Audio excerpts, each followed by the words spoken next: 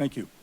I'd like to call to order the study session for the City Council for the City of Wheat Ridge, Colorado for February 6, 2023. Thank you all for being here. We have 3 items on our agenda tonight. Item number 1 is a zoning code modernization. Item number 2 is a clean fleet retail delivery fee tax exemption. And item number 3 is a review of council rules, order and procedure. You want to take a moment to introduce a guest tonight? I would. Thank you, Very Mr. good. Mayor. We're very excited to have Rhiannon. She goes by Ree, if you'd like, if you can't say Rhiannon. Curry is our new executive assistant. This is her start of her 2nd week. She came back, as we were joking just earlier, so Allie didn't. Serious, yeah. So, Ree, do you want to tell the council a little bit about yourself, where you came from? She comes with an extensive amount of administrative experience, so we're very happy to have her. So, Well, thank you. Where do I start? Let's see. I did mortgages for about 20 years, and then I moved away to Saguache County and worked for the treasurer's office for a little bit, and then promoted into the road and bridge department, which led me back to Colorado after my husband passed. And I got on with CDOT, where I've been for the last 3 years, working in their maintenance department. And then I came here. So I have a little bit of government experience, but never city. So I'm excited to be here. she said the best for last. Absolutely. Thank you. Well, terrific. Thank you for joining us. We're happy to have you here. We will open our meeting, as we do most of our meetings, with public comment. I don't think I have anyone signed up to speak, but we're going to check that. But if you're here and haven't signed up and would like to speak, I think our first speaker then is Kim Calamino, and if you would please give us your name and spell your last name and an address, and then you'll have 3 minutes. Okay. Hi. Kim Calamino, 4070 Dover Street. And good evening, Mayor Starker and council members and staff. Thanks for the opportunity to speak. I will be very brief. I appreciate and commend staff for their thorough assessment, clear explanation, and many recommendations for cleanups, changes, and potential additions to our zoning code that will result in its modernization and greater effectiveness. I concur with their recommendations and look forward to your discussion and forward movement on these matters. Of particular interest to me in this regard is your and the community's prioritization of affordable housing. Among the topics in the zoning recommendations, and there are others, but I would say I am most interested in the need to update the public hearing requirements for subdivision plats. Those requirements as they stand now can be confusing, cause delays and uncertainty among developers who might want to come here, and we don't want any of that. We should provide waivers for parkland dedications for deed-restricted affordable housing projects, as well as reduce or remove parking requirements for deed-restricted affordable housing projects. I note those in particular, but there may have been others. I encourage you to move forward at pace with these, as well as with studying the need for any additional code amendments that may be necessary to support affordable housing, whether deed-restricted or not, because it's a big deal, as you know. Thanks. Thank you. Okay, I have no one else here signed up to speak or in the hall to speak, and no one online, so we will close our citizens' right to speak and go to agenda item number 1. This is a zoning code modernization. Mr. Goff. Thank you, Mr. Mayor. I will turn it over to Lauren Miklek, our acting community development director. Thank you. I'm going to keep my comments brief because Scott did all the heavy lifting on this, and he's going to guide us through the memo. It's a longer memo because, frankly, we have been keeping a running list probably for a number of years of things that needed to get cleaned up or corrected, and then bigger topics that have arisen more recently that certainly require a little bit more thought and discussion. We know that some of these will need subsequent discussion. We would expect that some things could be moving forward more quickly. So while it could take a little bit of time, know that it's completely okay to say, we think that you need to just bring that one back. It's okay that there may be more questions than answers tonight. We don't expect to solve everything, but we'll give it our best shot. And Scott, maybe without further ado, Scott Cutler is our senior planner. He's been at the city for what, maybe 5 years or so. He's probably brought a couple different code amendments to you all. You could tell from the memo, hopefully. He's a good writer and concise, and I'll let you walk us through these topics. Thanks, Lauren. Yeah, it is a long memo. We do have a few things to cover tonight. It's broken into two parts, although there are a few different topics. It's really divided into two sections. Article 11 is our mixed-use code, and then Article 4 is our subdivision code, and we're making recommendations to update both of those, not only to support the affordable housing strategy discussion, but also we haven't actually comprehensively looked at these code sections in several years, and in the case of the mixed use, we haven't really looked at that code section as a whole since 2010, although we do have a running list of items that we'll want to cover and potentially update in the code. So with that, I will kind of run through each topic individually, and maybe we can, after each topic, have some discussion. So I'll start with the mixed use section. That was adopted in 2010 as Article 11 of Chapter 26, which is the zoning code. Before 2010, there were no mixed use zones in the city, and City Council approved the creation of the mixed use zone, and then later rezoned portions of 38th Avenue and Wadsworth to mixed-use zone districts to facilitate redevelopment and reinvestment. We've seen a lot of investment in those corridors, especially in the past 5 to 7 years, and that really shows the success of those districts. We have not looked at the code comprehensively since 13 years ago, which is a really long time in the scheme of things. And we've seen a lot of development continue to happen, so that's one of the reasons why we want to look at the code, not only because we kind of know how it works at this point, but also we know that portions of the code need to be updated to provide clarity as well as support affordable housing efforts. So with that, I'll go ahead and go into each discussion topic item. Topic 1 is really about code cleanup. This list actually started in 2012.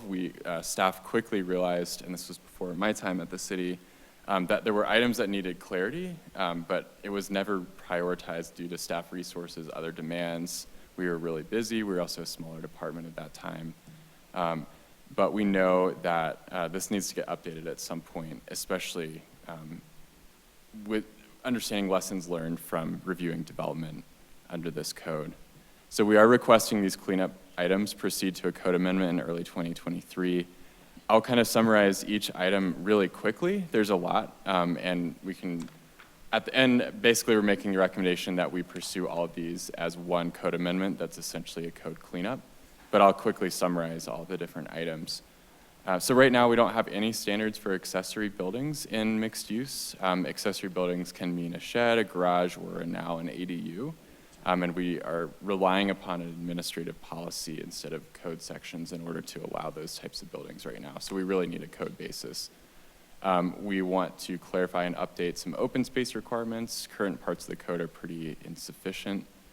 We want to refine building placement and orientation and clarify that the community development director, not developers, get to decide certain things in that aspect. We need to clarify some separation requirements for drive-throughs and gas stations. We need to update permitted uses, not only to cover new permitted uses that weren't really thought of at the time, such as food truck courts, but also to update definitions to be more all-encompassing with our professional planning association recommendations. We also want to update some building material requirements. There's not a lot of detail in those code sections.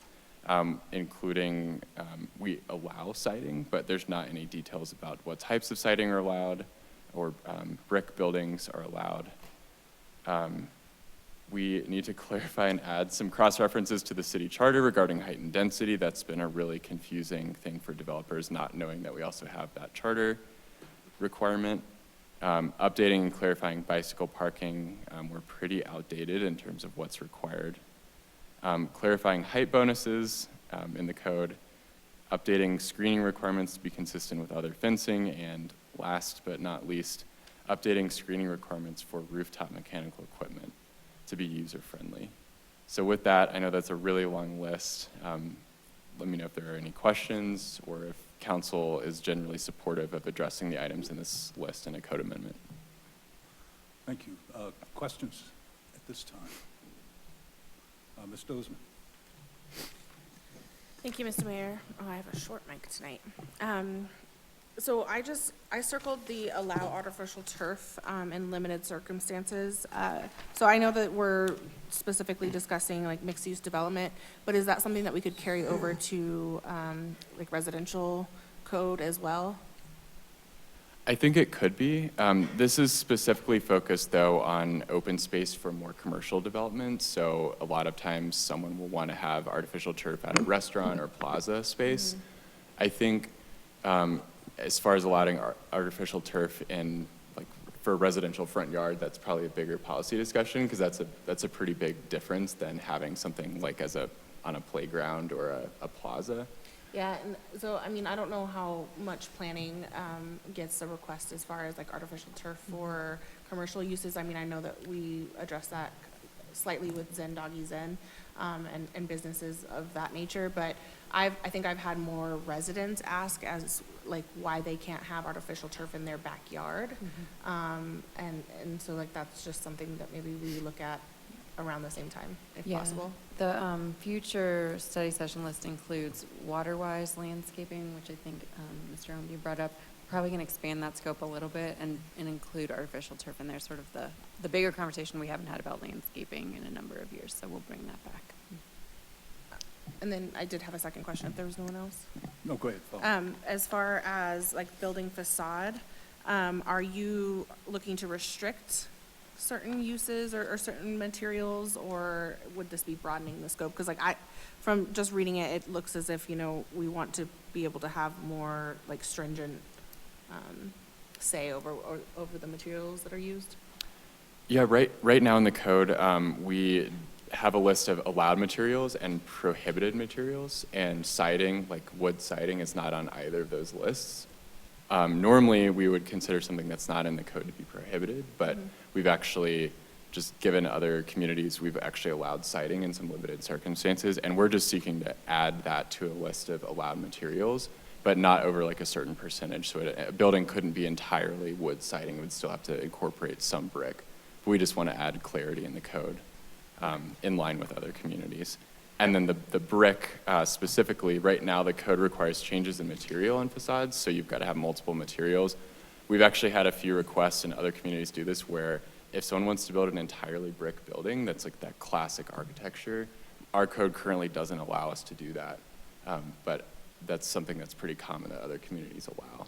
Okay. So kind of going above and beyond and adding more brick than normal, I guess. Yeah, I just want to make sure that, like, I know that the goal here is to clean up the code, but I think I want it to be easier for businesses to build here and to move here. So I don't want to be more restrictive. So thank you for I clarifying think it'll that. give more options. Thank you. Councilor Ohm? Thank you, Mayor. I just wanted to weigh in a little bit on the artificial turf. I think there are some not typical, unique situations where, somebody could look at it from the standpoint of you have maybe a shaded yard that needs to be used by, say dogs or something, and maybe that might be an option, but I'm comfortable with staff having that a little bit of direction, if that came about. The front yards, I'm not that much in favor of the artificial turf, and I've seen a couple of them in Wheat Ridge. I think my opinion is just I've seen people try to wrap this around trees, and it's a little like carpet, and then the tree grows, and then it pulls it.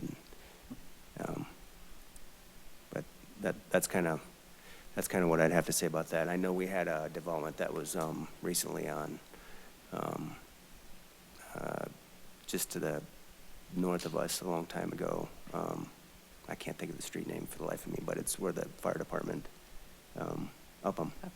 Yeah, they had proposed some small little artificial turf areas, and we chatted about it a little bit, and I know that the public was kind of like, you know, can we have it, can we not have it? And so there was that discussion. Thank you. Additional questions? Counselor Hutchinson. Thank you, Mayor. How long have you been working on this? This memo, Yeah. about a month and a half, maybe 2 months. I mean, all of these things that brought together and all that, because it seems like an awful lot for one meeting, Sure. okay? And there are some things on here, like, I have questions like, units that have agreements recorded against the property limiting the rent or sales price of that unit based on income. Are you talking commercial? I think think- that's the next That's on our next. item. So we're still on topic number 1. Oh, I'm going through the, okay, my whole thing's Yeah, highlighted. just pages 2, 3, and 4. Just 2, 3, and 4, huh? Yeah, just topic 1 for now. Okay, okay, We'll be there shortly. let's though. see. Okay, I do have a question here about, you know, comparing what City and County of Denver has done, and also Foothills Regional Housing, comparing housing type parking requirements. Am I still on the right ones? I'm on 2. I need to stay on 1. Yes. No, we're getting to 2. We're getting to 2. We're not to 2 yet, but stay please on 1. Okay, okay, all right. It just seems like an awful lot for one meeting, for us to, what does council decide what they want to do? You know, and all this kind of stuff, because you've been thinking about it for a really long time. I'm not a planner. And looking at this, I look at this, zoning to me is about the people who live in this city. Okay, it's not just what the city wants to do compared to what other cities are doing. And this is a big issue for people who have lived here. Sure. If there's any topic that we need to bring back, which we acknowledged at least a couple in here, we can certainly break this into smaller chunks and move them forward. A couple of these have just been sitting, like Scott said, on the back burner, and the next topic that we'll get to advances sort of the recently approved housing strategy. So And Sam, when you say MUN, are you saying multi-use neighborhood, mixed-use neighborhood, exactly. which we have or don't have now? It's one of our zone districts that we do have adopted. And where are those? Predominantly 38th Avenue from Sheridan to Wadsworth and a couple of smaller parcels throughout the You're city. talking corridor? Most of 38th Avenue is zoned MUN between Yeah. Sheridan and It's Wadsworth. not the individual neighborhoods, though. No, it's not a zone district that's embedded in a neighborhood. It's along like Collector and Minor So you're arterial talking streets. corridors? Yes. Okay. Because I do have concern about this kind of thing running into established neighborhoods. Right. Yeah, the mixed-use districts you'll find almost exclusively on corridors or near the transit station, not in neighborhoods. Okay, thank you. Mhm. Counselor Ohm? Thank you. And staff has been talking, we're still on topic 1, and they've talked a little bit about the bicycle storage, right? You, roughly. Are you looking into doing, and this would be more for multi-unit buildings, what I would call a bike barn type building? Are you looking at doing that? It's kind of like an accessory dwelling. I don't know how much you see it in Wheat Ridge, but do you understand what I'm talking about, though? I know what you're talking about. I Yeah. haven't really looked into it. That sentence is really meant to say our requirements are really, really low compared to surrounding communities, so we're not asking for enough bicycle parking on site, especially for commercial businesses. So the intent was to basically increase the requirements, at least for like outdoor. For commercial? Commercial mixed-use sites. This is all for Yeah. the mixed-use zone districts. I'm thinking more like definitely if there was, say, multi-units along like northeast corner of 44th and Kipling, or the TOD, of having these covered, they're basically like a big shed with where you hang the bikes up. We've seen Right. those in the parking garages, so West End and the Parallel, and I think Edison had like bike corrals on each level or some of the levels of the parking garages. But yeah, I think our goal is to promote flexibility, so accommodate more bikes, and certainly we could include that as one of the ways to achieve the policy goal of allowing more bike parking. And some cities do require interior bike parking for large apartment buildings. Wheat Ridge does not currently. It can be inside, it can be outside, it doesn't matter. But some cities specify, if you're over a certain number of units, you have to have some secure indoor parking as well. Okay. I don't know if we want to get that specific, but Just something wanted- other cities do. Yeah, I just wanted to bring it up. Thanks. Counselor Weaver? I just had a quick question about that, because is a bike corral three-sided? But it says four sides. Yeah, it's four-side, it's totally secure and enclosed. I think part of the premise is so that you don't have individuals with the bikes on their patios, so they're not having all that Right, you right. see from the street, that they're all inside these nice, clean. Yeah. And they're safe, because what happens is I think people worry about they lock their bike up in the little one, but if it's there for an extended time, Yeah. it might still get stolen. And so this way, everything's in this little protected from the rain and elements. Sure. It's basically like a little garage. Sure. That No, is vertical. it just made me think that in thinking about our definition of sheds and all of this, since I feel like I've had a lot of practice on the conversation of what a shed is, but in the last few years, but just thinking about some of the urban ag things that people are building, coops and things like that, and whether they are sheds or not sheds, and this concept of a loafing shed, which is a three-sided shed that animals can live in, and whether or not, how we think about those things, because there are a lot of those kinds of things in Wheat Ridge, but there are people moving to Wheat Ridge to have those sorts of experiences, and so may also want to build those sorts of things. So just to be more inclusive of uses for all this definition. Thank you. Does that include she sheds? Pardon? Does that include she sheds? Yeah, I've already got one of those. Thank you. Before you go, I have a couple of things that I wanted to go through if I could. Just kind of to clarify a few things, and on these cleanup amendments, you would plan to bring these back to us as actual language? It would come back as a code amendment, basically under one topic, Okay, as a code cleanup okay, so amendment. just quickly and no detail, the separation between gas stations and drive-throughs, is that a sort of per feet distance, or? Yes, so that's a current requirement, but the way this sentence is written in the code, it's very up for interpretation. We're trying to Oh, okay, define it a little bit better so we can enforce that. okay. I sort of took issue, maybe because I'm a restaurant owner, about having truck courts as a permitted use where restaurants would go. And I think it's fine to have food courts, but I'm not sure they should be in the same category as someone who's going to invest money in a piece of real estate and build a building and have a grease trap and put a real restaurant in. Maybe they could be a special use. I can respond to that a little bit. So food truck courts are pretty common in other cities in the metro area, and there's certain minimum requirements that have to be met in order to be considered a food truck court. So it's not as simple as just bringing a food truck to a vacant lot. They have to have a primary building, so investing in restrooms. Often there would be a primary use associated with that, such as a bar building or indoor seating. So there's a little bit more investment than a food truck where someone could just come up and park next to a restaurant or bar.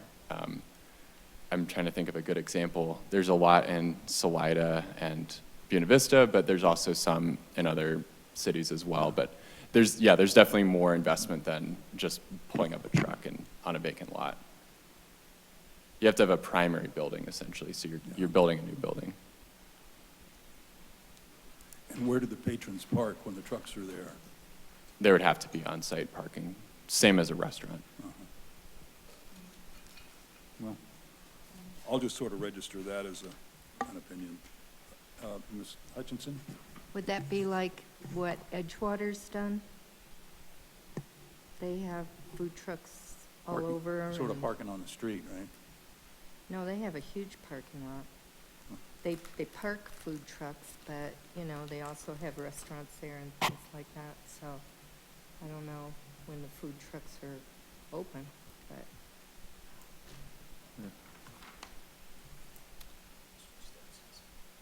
Hang on, I had just a few more, and then I'll be with you. So then our bicycle parking, you would clarify the bicycle parking, that would sort of up our count?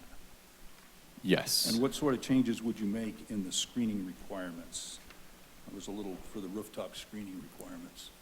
So right now, our code is really unclear about when and if rooftop screening is required. So if someone is putting a new big mechanical unit on top of a building, at the time the mixed-use code was adopted, there was a lot of community feedback about not having those be really visible. So adding a screening requirement that matches the building so you don't see this giant HVAC thing on the roof.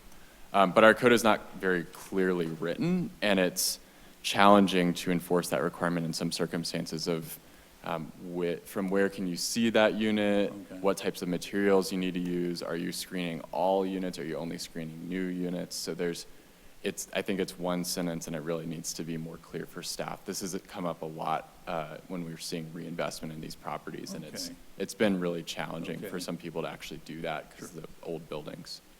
And then sort of, do you think where would you come down on it to sort of screen it from the primary observation point, if you will, as opposed to a secondary, and screen it with material that's compatible with the design of the structure and durable? That's how it's written now. It's just not written very clearly, so we're trying to make Okay. it a little bit more clear in the code. Okay, so that's really more of a wording. Yeah, we're not really All right. proposing to change anything on a lot of these. It's just adding clarity for staff. Okay, thank you. So then I had I think I had Ms. Dozman, Mr. Stites. Well, I was just going to ask for clarification. Would the food court or the food truck, would that be similar to what's going in at like 38th and Quay by that, or the old Bradley? Yes. Okay, Exactly. okay. I didn't have any issues with topic one at all. I kind of thought this all seemed fairly, I mean, mostly it was just trying to clarify and tighten things up a little bit. So I was in favor of moving all forward. I guess, do we need to pull anything out before we move topic one forward? I guess there's a question, does council support the code amendments? Yes, was there anything that we would pull out, or was the discussion in general that you understand kind of what they want to bring back, and they'll bring back the details? So can we move forward with a consensus Do we have a on consensus, do we have a on consensus topic on one that? to move forward with all the topics, or all the? Looks like we do. If I may, Mr. Mayor, just for clarity, are you interested in seeing that in ordinance form and a study session format before it comes before a public hearing? Would that help add some detail? Or a comfort level? Yeah, I think that would be better, great. yeah. That's what I want to check. Mhm. Thank you. Great. So moving on, this one is related to the affordable housing strategy that was recently adopted. So the topic is reducing minimum parking requirements for deed-restricted affordable housing to align with recommendations in the affordable housing strategy. Right now, our parking requirements in the code do not contemplate various types of housing, so it's a catch-all. There's a current minimum of 1 parking space that's required per unit, up to a maximum of 2.5 spaces per unit. And then in other zone districts, the requirement can be even higher. Council was made aware in the affordable housing strategy adoption that building parking adds a considerable cost to developments, but particularly for affordable housing. And modifying parking minimums was identified as a recommended action item and immediate priority for council in that session. A single parking space can add tens of thousands of dollars per dwelling unit, and what we're finding with studies provided to us by the City and County of Denver and Foothills Regional Housing, a lot of parking is going unused. So essentially affordable housing developers are building parking that's not being used, sits vacant, and it becomes unneeded expenditures for those organizations. Staff is recommending a more nuanced and contemporary approach to parking regulations that considers the proximity of housing to transit, resources, and services. And what we found is that the mixed-use zone districts in the city and some other higher density residential zones are already in close proximity to transit corridors. So Wheat Ridge Ward Station, Wadsworth Boulevard, and 30th Avenue projects are either located right next to transit or bus lines. And they're also, at least 30th Avenue and Wadsworth, are located within walking distance to existing commercial centers and services. So currently, Wheat Ridge requires about 1 to 1.5 spaces per unit for all residential development. But Foothills Regional Housing, which is the Jefferson County Housing Authority, has found that there's an average utilization of only 0.29 vehicles per dwelling unit. So that's substantially less than 1 per unit. And in permanent supportive housing, so really low AMI or homeless housing, only 1 in 12 people actually have a car. So if Wheat Ridge required 1 space per unit, that means that potentially a large percentage, 70 to 90% of those spaces are not going to actually get used at all.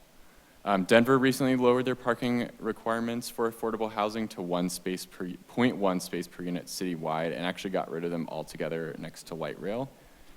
And even with our current adjustment process, the lowest we can go is 0.75 per unit. That's still more than double that average utilization rate. So this table in the staff report shows Denver's current requirements. Denver's are probably a little bit lower than more suburban communities, but Wheat Ridge's are really high compared to what Jefferson County is saying is actually getting used. So we're recommending following the recommendations in the adopted affordable housing strategy to reduce minimum parking requirements for deed-restricted affordable housing in both mixed-use and high-density residential zones. We don't have a number in mind right now, and probably would want to bring this back for another study session. But the reason is we want to take a more market-based approach on parking and align with both Foothills Regional Housing and Denver recommendations to make Wheat Ridge a friendlier and more affordable place to develop affordable housing. It wouldn't eliminate the need for accessible parking spaces, so apartments still have to provide accessible parking spaces and loading areas. And these recommendations also align with our professional recommendations and national best practices. So Wheat Ridge's code is really out of alignment with kind of the leading edge of affordable housing production. So we've got a question at the end.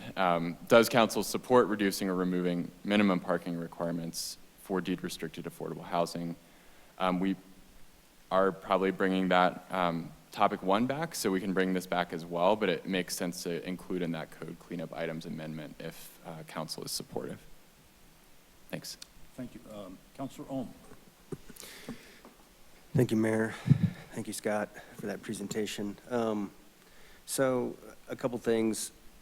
So I guess my first question is just, are we looking at the parking requirement that is next to, this is on page 6, the housing type? Are these all proposed, or is it just the deed restricted is what you're asking? Our recommendation is focused specifically on deed-restricted affordable housing because that is defined as being tied to an AMI. That table is just what Denver's requirements are, which are probably more complex than what we're going, but they have a pretty big range based on both AMI and also unit type and age as well. Because what I think is that, I mean, I definitely agree with like the shelters you're not going to have. It's going to be a really, really low rate, you know, and that kind of permanent supportive housing probably, the seniors 55 plus, that would be a really low number. The issue that I have is that I think we have to have another set of criteria besides just saying it's deed-restricted, you know. It's because we, you know, where's the house going to go, you know, and a lot of times, I mean, Wheat Ridge doesn't have a lot of land, and the same thing with like the 60% AMI. The other criteria, and this is what I'm thinking of too, I don't know how many in this room are familiar with Enterprise Green, if you guys have ever worked on affordable housing projects. But typically what happens is when a developer goes in to work on affordable housing, They want to get CHAFA funds, and CHAFA says you need to go through this enterprise green process. And the process is that there's points assigned for everything. And the points really kind of do have a kind of a monetary value. You can spend a lot of money to get 1 point. You can spend little money to get that same points. And so one of the criteria, and this is a mandatory criteria, and I'm just reading this verbatim, and I want this in the context of when we're deciding where we remove the parking, is it says, demonstrate that your project is within a 0.5 mile walk distance of at least 4 or a 1 mile walk distance of at least 7 resources identified below. And when I look at these resources, number 1 resource is food access, health and fitness, education and culture, mobility, so that's public transportation, bus stop, bike share, civic and community facilities, retail, services. The point is that, you know, we can't tell the developer, like, well, you put your project, you know, somewhere far away, you won't have to have any parking spaces, and then the residents have no transportation. They have no food sources, they have nothing. You know, so this has to really be, you know, I'm not saying what you're doing is, you know, a bad thing. I'm just saying that I want to have another layer to ensure that if we're gonna mandate like no parking, that, you know what, it's not a problem, because there's just a couple blocks from grocery stores or these other services where they have a rail stop, you know, so we have all these layers that makes sense. Does everybody kind of understand what I'm saying here? But this is a criteria that's mandatory for Enterprise Green. And so when you're doing this Enterprise Green checklist, and I've gone through these many times, that there's mandatory things you have to hit.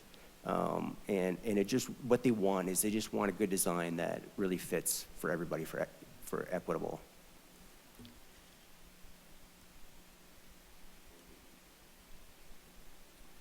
Thank you. Additional discussion, questions?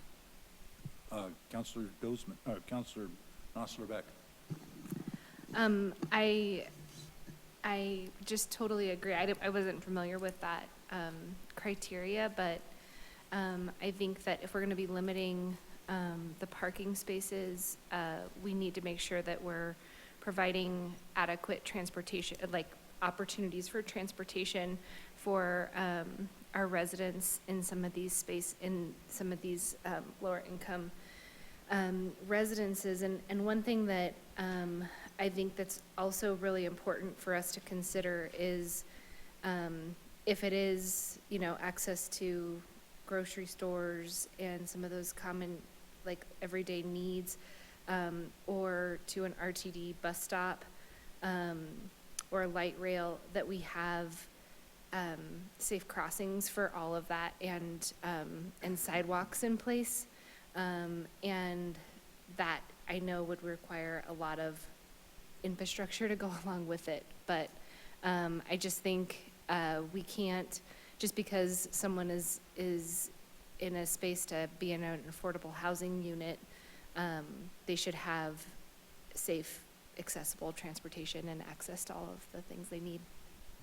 Thanks. Can I respond to both of those comments, because I think they're really good? So we're focusing on mixed-use zones in the city, and all of our current mixed-use zones are on corridors where there's existing retail resources. So 38th Avenue between Sheridan and Wadsworth has grocery stores on both ends. It's served by frequent bus transit, and same with the Wadsworth corridor as well. We're not talking about areas that are not already served by transit or resources. It's really focused on our higher density corridors already, and mixed-use town center areas, not lower density neighborhoods.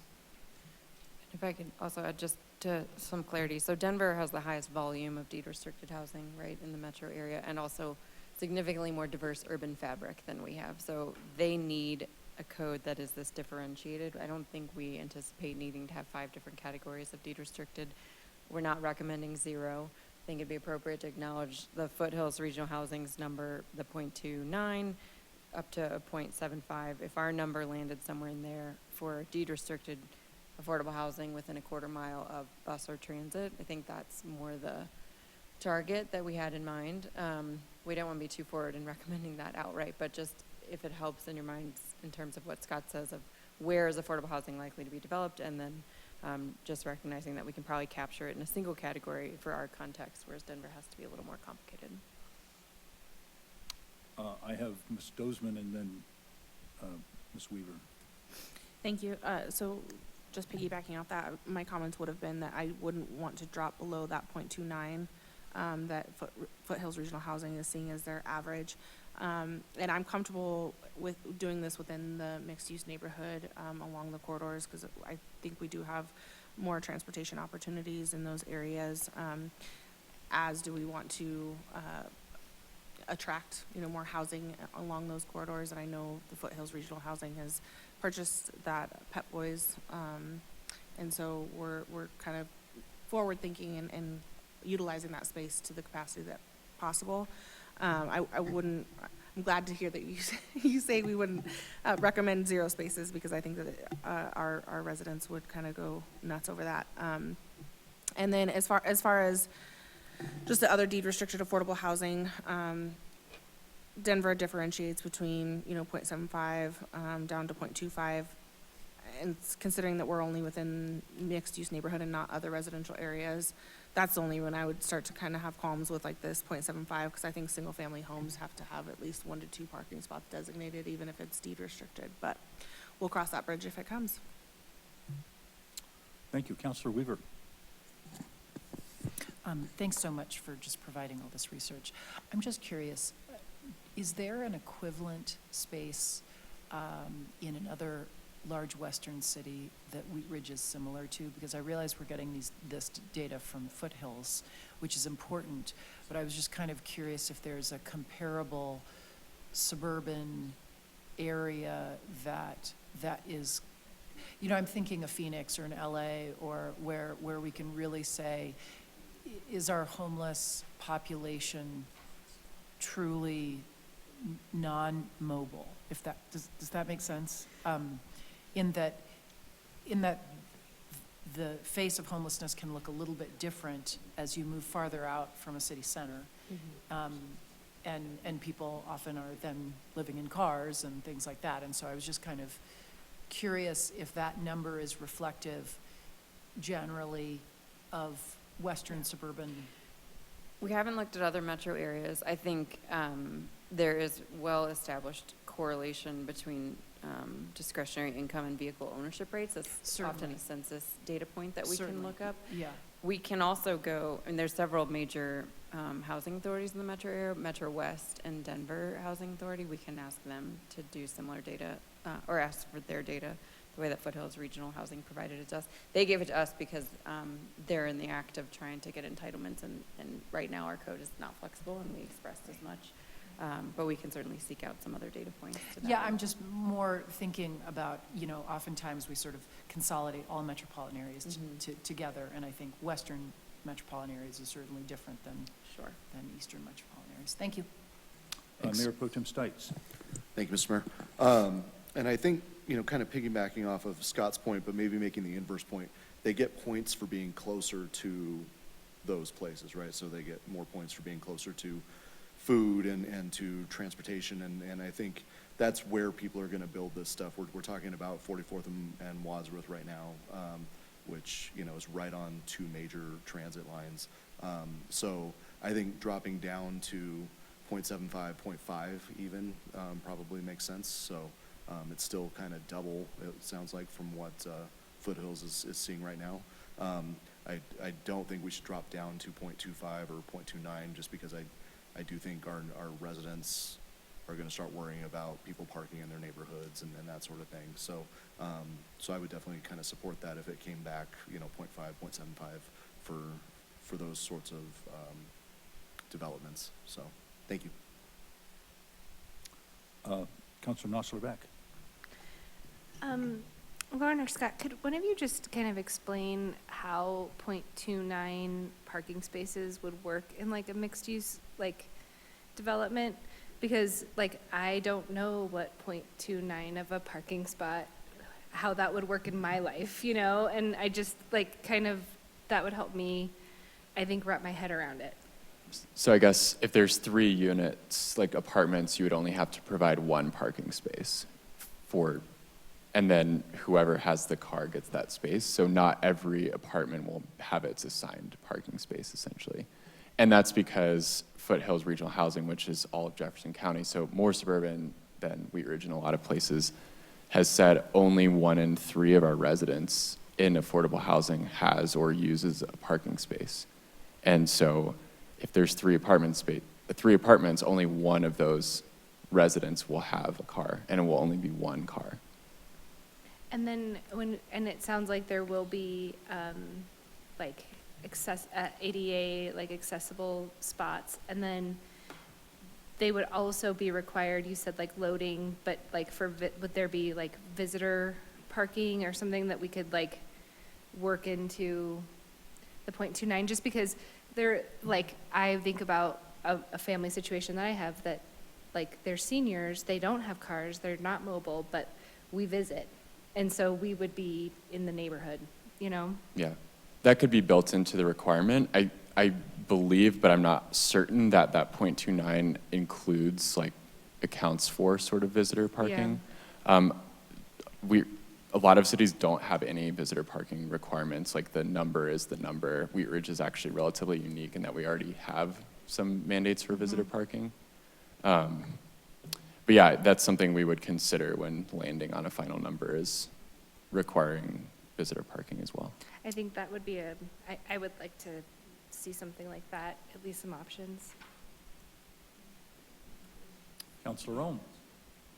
Yeah, I would just second that, that last statement, that, I'd like to see some data just on the visitor, because it is, I want to try to be as progressive and equitable to everybody, but at the end of the day, if you do want to visit somebody, it's like, well, where are we supposed to go? I know in Denver, a while back, they actually had, I think, they allowed some of these slot homes to have 0 parking. And it's not for everyone, but I don't know what happens, I guess, when you try to visit those areas, which I have, and I think I ended up just saying, like, you know, I just need to either Uber or take the bus because there's just such a lack of parking. And at some point, you do need to make a decision of, you know, and apart from visiting, just, you know, these projects in general, if they're in an area where maybe it is a little urban and you do want to visit, but there's just no parking, and if it's not close to the TOD, sometimes people just stop going there, which is kind of unfortunate, but I do agree with your statements. Thank you. Councilor Weaver? I just want to be supportive of everything that's been said. I agree with the visitor. I tend to agree more with Mr. Stites regarding 0.5 or 0.75.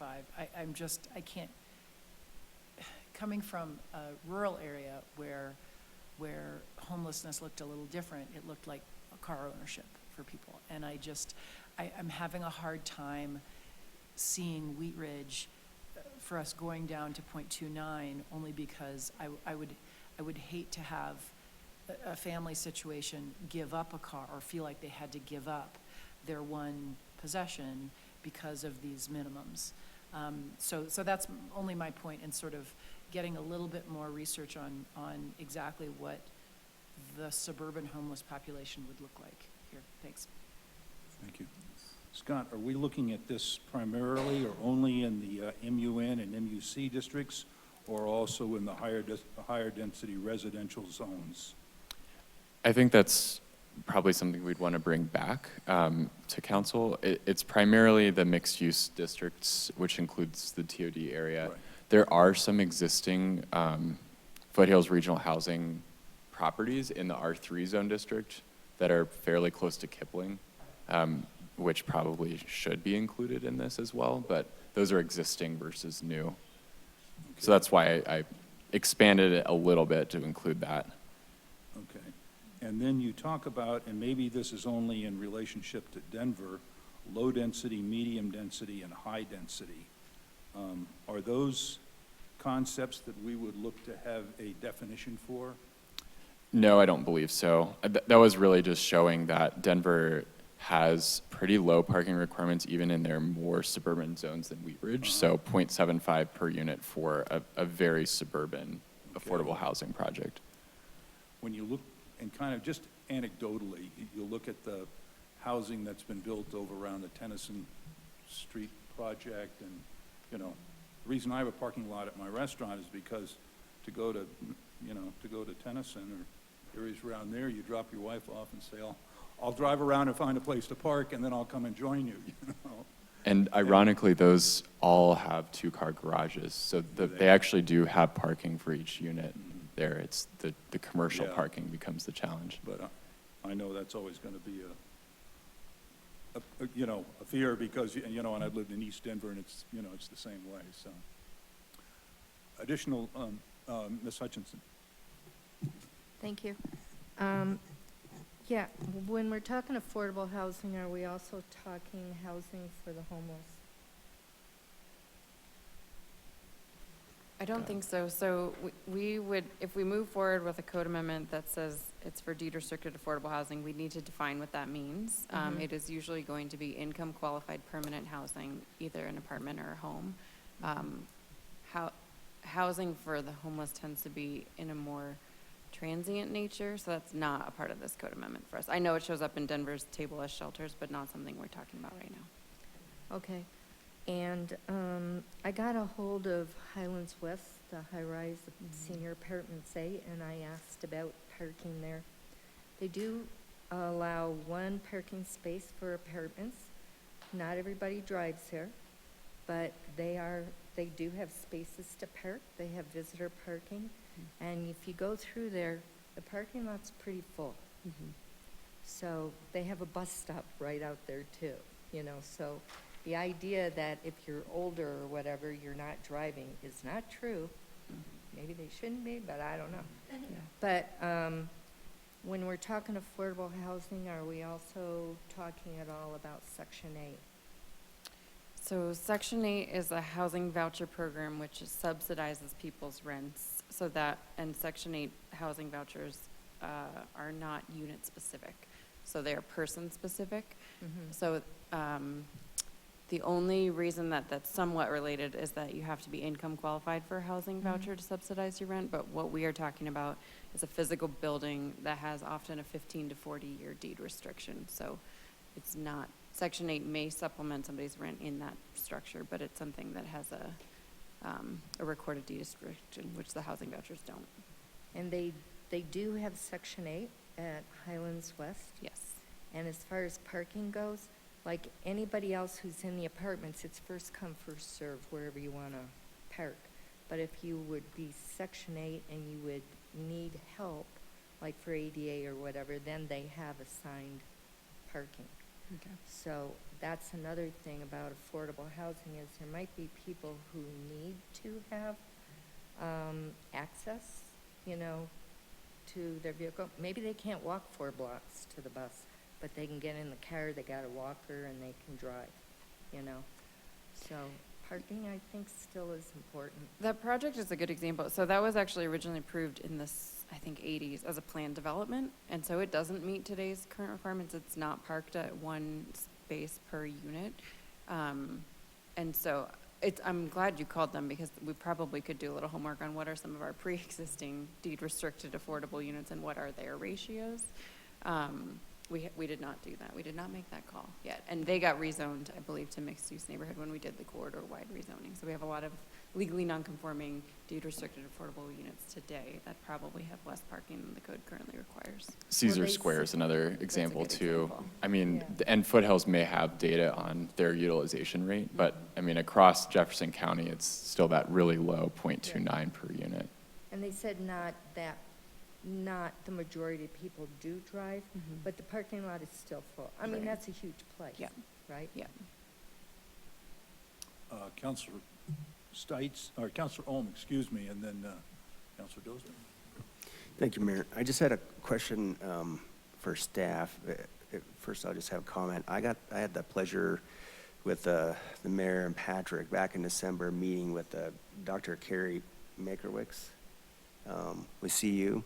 And what was really interesting about her presentation was that she had all this data analysis of like how many people were leaving Jefferson County and traveling out, or people coming into, so you could just kind of see like how many people are actually working in a certain area. And I don't know if staff has, Florin or Scott, if you're aware of that, that presentation or that data, but I found it really interesting just kind of have an understanding, like, are people generally staying in Wheat Ridge, that are on, if they were deed restricted, or would they be traveling far away? I don't know.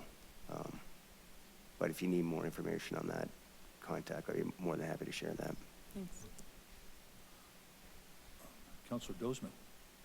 Thank you. So my thoughts just went to the Howard Johnson and that affordable housing project that's going to be underway.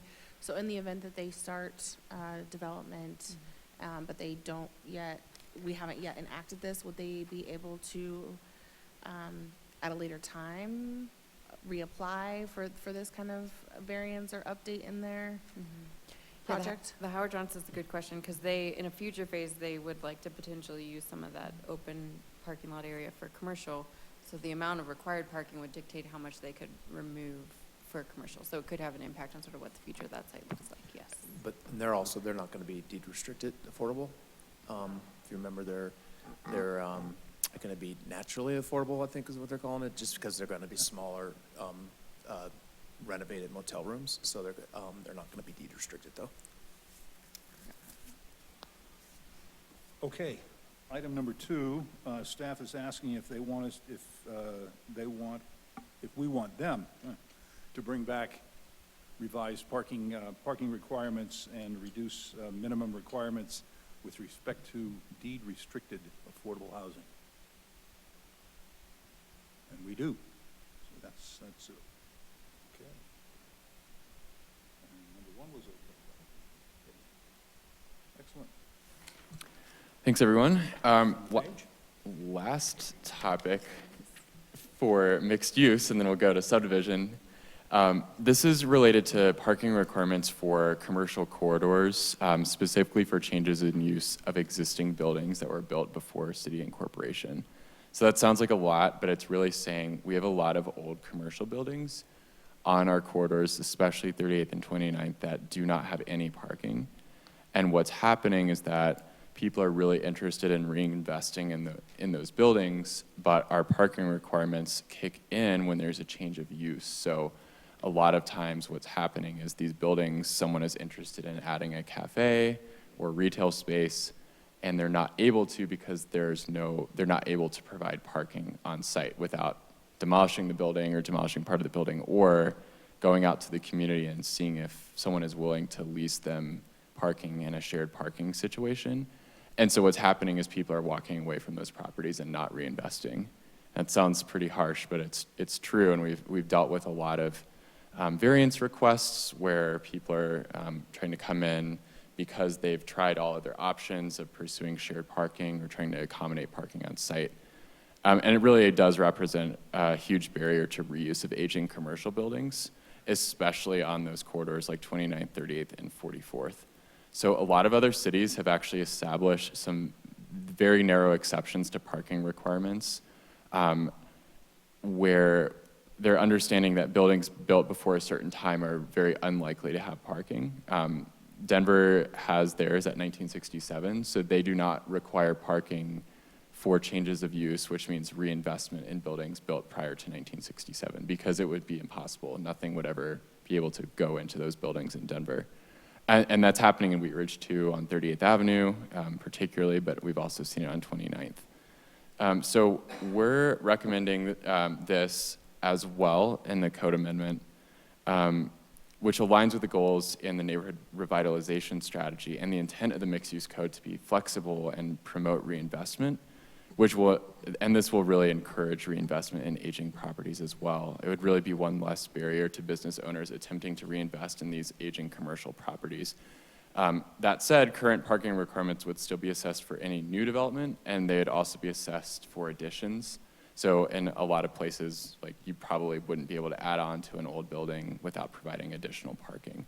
So it's really for that specific use case of there's a building, someone wants to convert it into restaurant or retail that's vacant right now, and not requiring additional parking to be built would really help those allowed to move forward a little bit more easily. So the question is, does council support removing those requirements in that specific case? And in this case, we're recommending before the city's incorporation. It's a clean date, and we recognize that most of our commercial buildings on 38th that are historic in nature and are vacant are built before 1969. Discussion? Counselor Weaver. Thank you. I was just curious, can we specifically identify, like, the corridor of buildings? Because there's a lot of things that were built before, before what, 1969 is when we incorporated? Yep. And some of them do have appropriate parking. I guess let me see if, sorry, that idea came out kind of half-baked. I'm wondering if we can identify specific corridors, then rather just saying all of 38th or all of 29th. I also think that we might want to consider, like on 38th, is there some shared parking with the new park space? Are there other places we can identify that can absorb this parking at different times of the day, so that we have a place? Because I can also see what happened when I lived in the Highlands was same thing happened. Lots of great restaurants came in.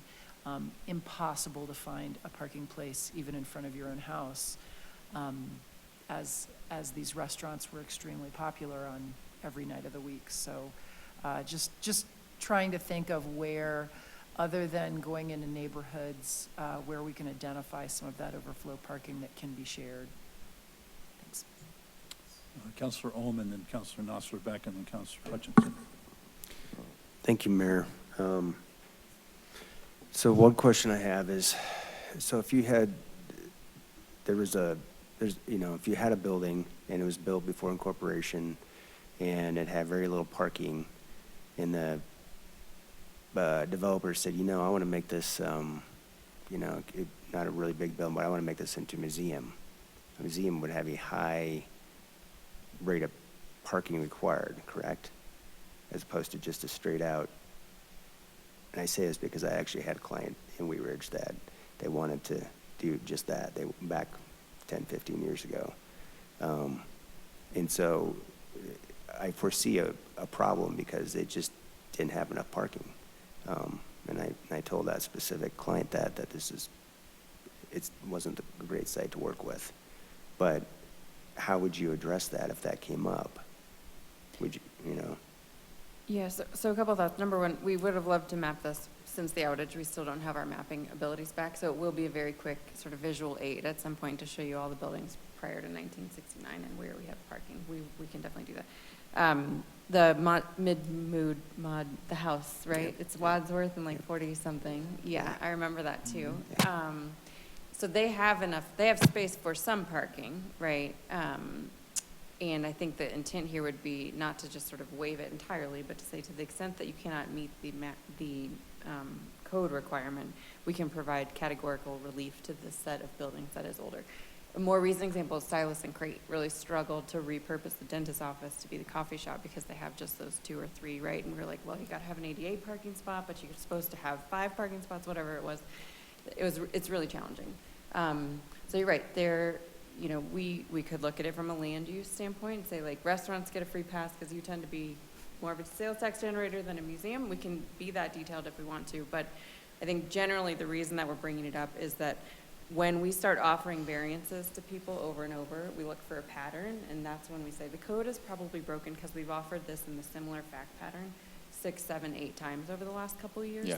So it's not an easy conversation. We know parking is very sensitive, and it may be that it needs to be more of a geographic overlay where Wadsworth you couldn't park, on the street, but 38th we have on-street parking, and we can take a finer tooth comb to this.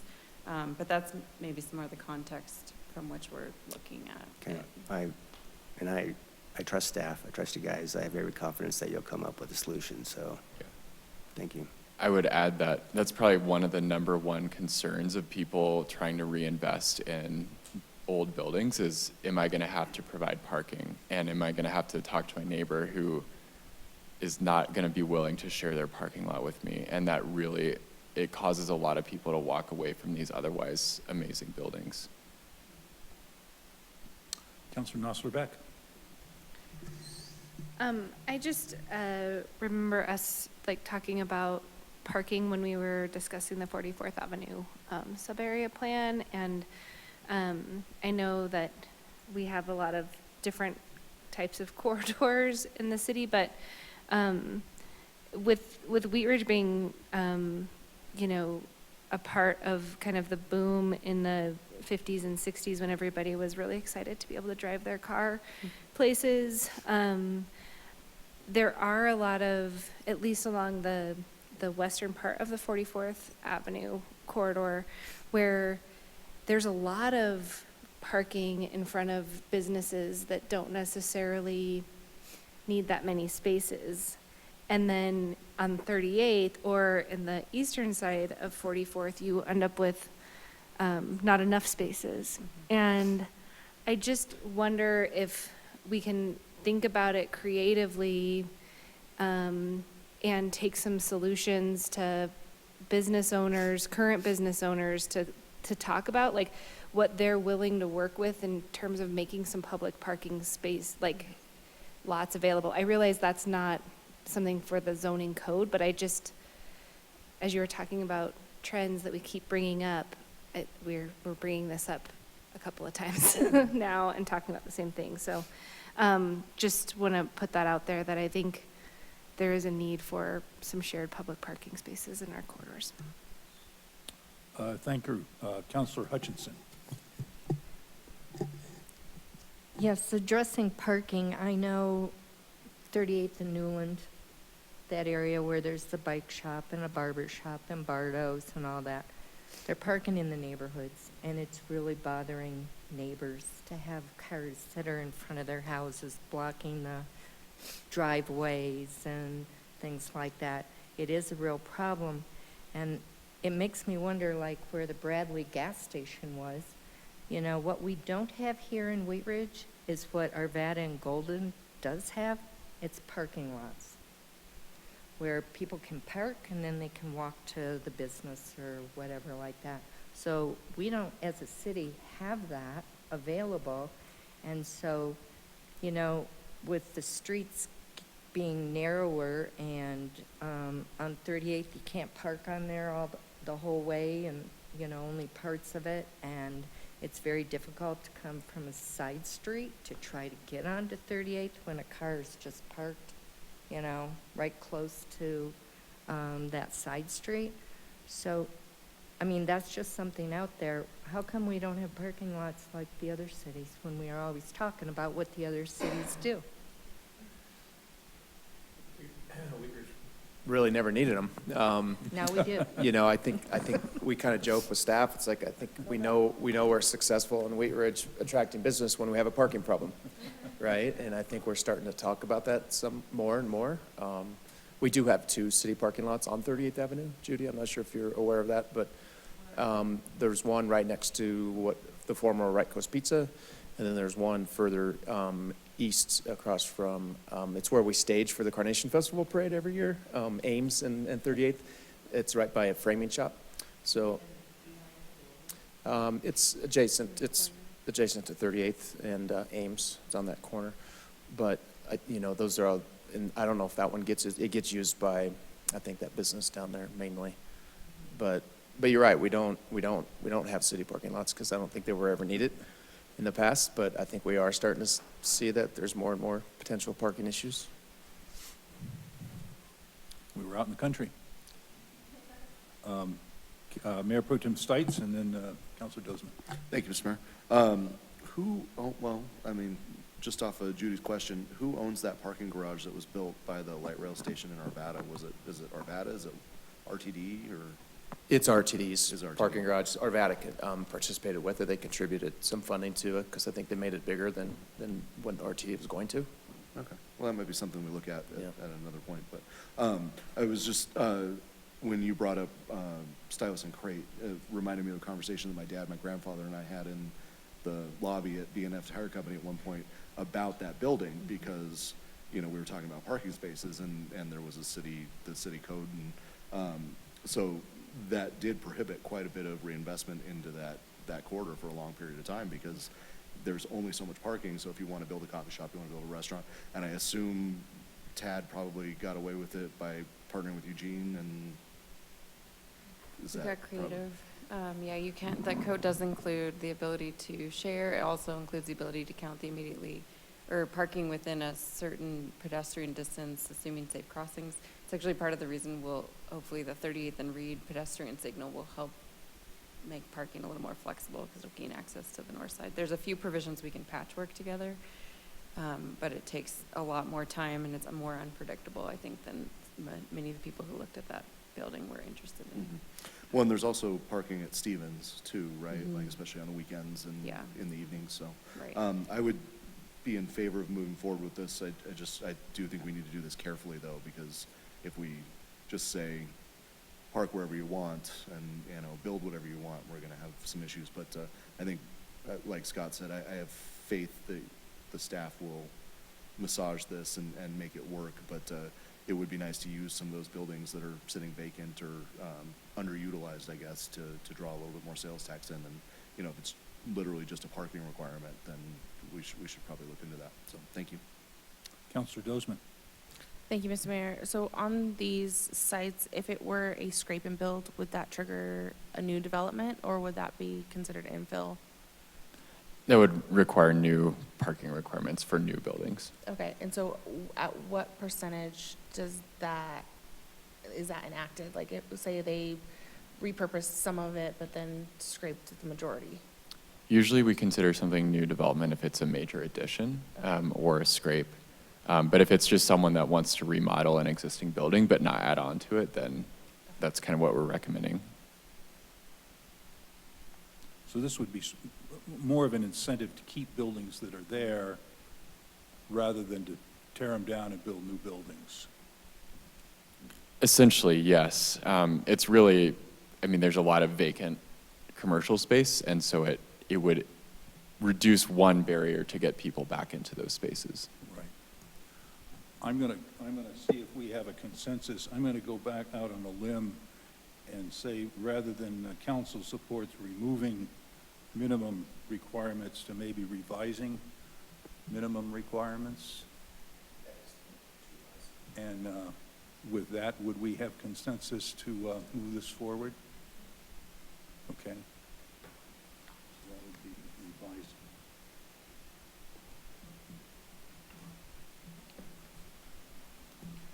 Okay. Working hard. Moving on.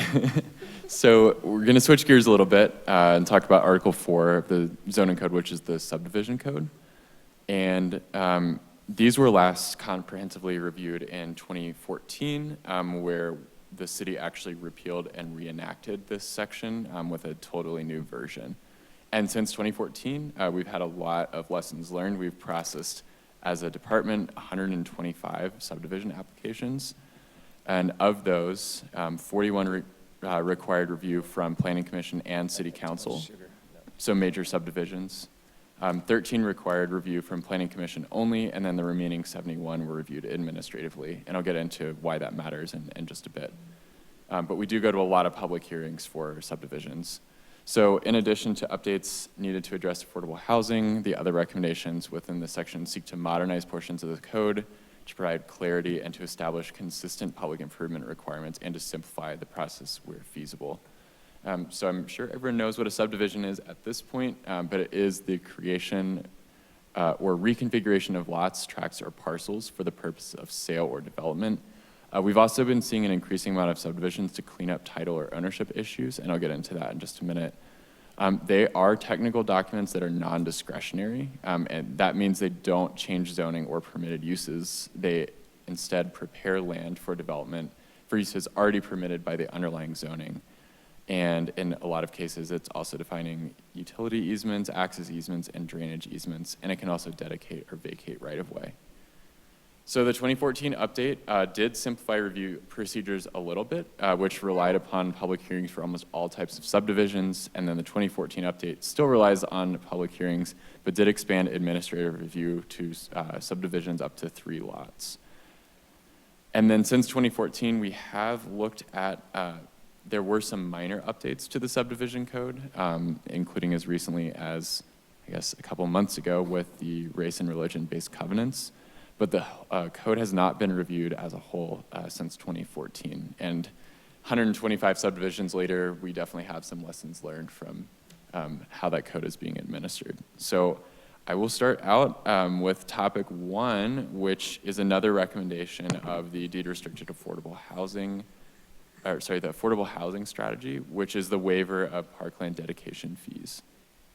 So our current parkland dedication requirement is established by the subdivision code, and it's applied to all residential projects within the city.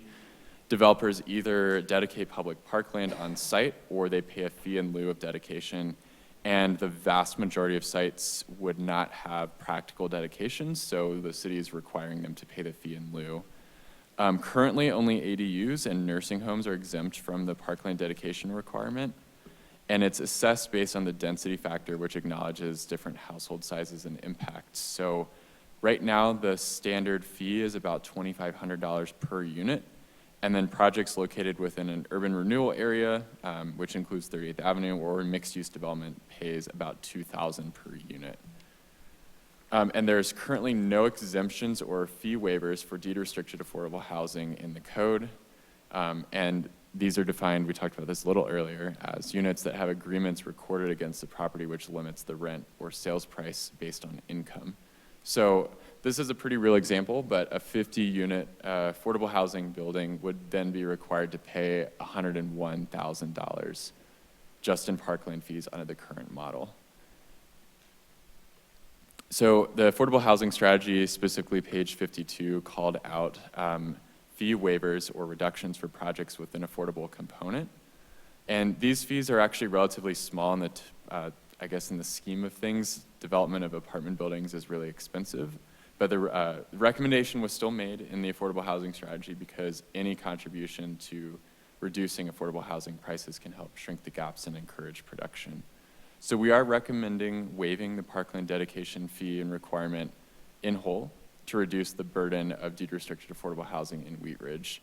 The reason for this, and the reason why we're recommending it go away entirely for deed-restricted affordable housing, is the park system is now largely built out, and fees in lieu are really being used to supplement existing assets. And the proposed fee waiver would not have a negative impact on the system of parks and trails. The total amount of affordable housing is a pretty small percentage of all housing that's being built. And just to clarify, in a project consisting of both deed-restricted affordable housing and market rate units, the fee reduction would only apply to those deed-restricted units. So our question to council is if you all support a waiver to parkland fees for deed-restricted affordable housing. Thank you. Councilor Weaver. My question is for both of you, I realize it's sort of separate from this, but in deed restricted type situations, whether it's higher density or lower density, is there a requirement for public space for those residents? Because I'm just wondering as the units are getting smaller and all of these different things, while I realize a building isn't going to necessarily create its own park, what are the requirements for the different types of communities? Does that make sense? For either inside or outside public space for people to hang out together. Does that make sense? Yeah, that's a good question. All of our mixed-use zone districts require some sort of open space. It can range on percentage of the site, but they have to be built to encourage like gathering space, so like a plaza, gazebo area. We've seen some creative detention pond areas can get repurposed into actual open space areas. But there is a requirement, all sites have to provide it. There's no exception. So this is totally separate than that? Yeah. That's what my question was. And Thank that's you like so a much. private, it would be for those residents only. Right, But it's right. still amenity space it's required to be on site, yeah. I appreciate that, thank you. Counselor Ohm. So, I think, so you're saying that they would have to provide some private space on the property? Yes, that's a current requirement too, so nothing would be changing there. And how much space would they have to provide per unit? What is that, like square footage? So depending on the zoning or the location, all residential, multi-unit residential projects, deed restricted or not, are required to provide between 10 and 30% of the lot area as open space. The parkland dedication requirement and fee in lieu is a completely separate requirement. So 'Cause it's over and above. And I should further add, we sometimes say like, hey, if I give you over my percent maximum, can you reduce my fee? They're like they live in totally separate worlds. You cannot offset one by the other. But the whole premise of the dedicated fee was to either create a park, right, or to improve that park. Yeah, so yeah, theoretically, yes. When the rule first came into place, it was to create parks. And in Greenland, or Greenfield development, like Thornton, it is to make sure your park system is growing commensurate with your population growth. When we changed the code, we did that because there was a provision that said every developer can request a waiver from the Planning Commission and Parks Commission, and every single one did. So it was very inconsistent in how we were getting any parkland dedication or fee. So instead, we said, here's what we'll do. We will reduce this fee significantly. Like, it's not even close to market rate in terms of we're not taking that money and then go buying land. That's just not the intent. So the intent has long been, we're landlocked. Our Parks Master Plan says we're doing pretty well, acreage to population, but we could afford to sort of continue to invest based on the changing needs and demands of our population and of our park system. So our fee is not intended or calibrated to be buying more land. It's really to be investing in land. I'm gonna forget the ratio. It's like 7.5 acres per 1,000 people is the goal of our community, and we've pretty much hit that. So we are very open to developers who are like, why do I have to pay $100,000? We're not buying parks for that. We're just sort of investing in the infrastructure we have to keep up with the usage demand. Does that help? Yeah. Okay. Yeah, I think that helps. I was just looking at the enterprise green criteria again, and they talked about how having developments within a quarter acre of a park. And I think that's kind of what I saw in that staff report, that, you know, we do have some parks that are in close proximity, or also having, like enterprise green, say like a half mile to some type of like access, say a bike trail. I'm just trying to think of, you know, if there was a development, where would it go? How far from a park? Because unfortunately what happens is, even though the city requires that certain percentage of open space, a lot of times what I see is that what's left over is what usually can't be built. And so it might be a detention or something like that. And it's like, yes, it's technically check the box open space, but it's not very usable.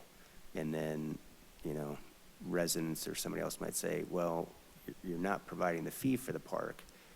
And what I'm saying is, if we had the justification of like, well, the park's a quarter mile away, they can walk to it, or they can, you know, they can get on a trail and they can have access to it, I think that's easier for people to understand that and digest. Yeah, I don't remember the number.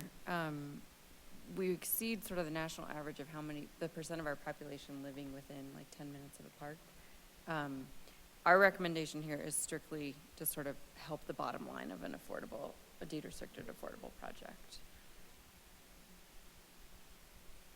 Additional questions? Oh, Mayor Pro Tem Stites? Thank you, Mr. Mayor. And I was going to make a similar point, I guess. I think Wheat Ridge has 23 or 29 parks. Parks. And I think and this is probably a better question for Karen, but I think the goal was, like when we invested in Color Strand, was that there was a park within walking distance of every neighborhood, or within 5 minutes. And or that's something. one neighborhood where we're lacking, and that's why we put some money into Color Strand. But I think the goal Yep. was like within 5 Yeah. minutes, Yep. or within walking 10, yep. distance of, yeah. So, you know, I think getting rid of this requirement, you know, almost anywhere they're gonna build in the city of Wheat Ridge, they're gonna find a park within walking distance, and you're not, and like I think to Mr. Cutler's point, they're not gonna put so much wear and tear on the parks that they're gonna need the $100,000 worth of whatever to go into it. So I would definitely support this. It just helps the bottom line. So that's what we're trying to do, right? Thank you. I've got a question more in a general sense. Now, we're talking about deed-restricted properties. How does the city understand that the restriction is carried out in practice? Yeah, most deed restricted properties that we have are because they were LIHTC projects, the low-income housing tax credit projects, which are executed usually through CHAFA, which is the Colorado Housing Finance Authority. Thank you. So we would require that they demonstrate that documentation to us. And it's CHAFA who's typically the one who's regulating the enforcement of that deed restriction. Now, if we start to dabble here in the coming years, hire a housing staff person, deed restrict projects through a naturally occurring affordable housing, we would take some of that regulatory authority on. But we will have that conversation with this group when we get there. Where we see this most likely applying, because a park fee does not apply to an existing unit, you get a credit for that, is going to be in those bigger projects that tend to be like a LIHTC project. Okay. Yeah. And would we, take Fruitdale, for example. We have about 5 or 6 deed-restricted Yes. rental units. Do we know that, or how would we know that on a year-to-year basis, and they've turned over 6 times to new tenants, Yes. that those new tenants qualify for the apartment? Yeah, so any project with deed restriction has somebody who's monitoring compliance. In the case of Fruitdale, it's the county. Jefferson County utilized their home funds, the HUD funds, and that is where the deed restriction comes from. So we could call them anytime or periodically or annually and confirm that, but they're the ones monitoring that compliance. So do you see a situation where we would want to start tracking deed-restricted properties in Wheat Ridge? Yes. And so we would be sort of monitoring those on an annual basis? Yes, yeah, I do. Any further questions? The question, does council want to support a waiver of dedicated parkland for permanently affordable housing? Looks like we do. That sounds good. We're now an hour and a half in. Do we want to keep going now? Do we want to take a break? Or we've got another 2 or 3 pages.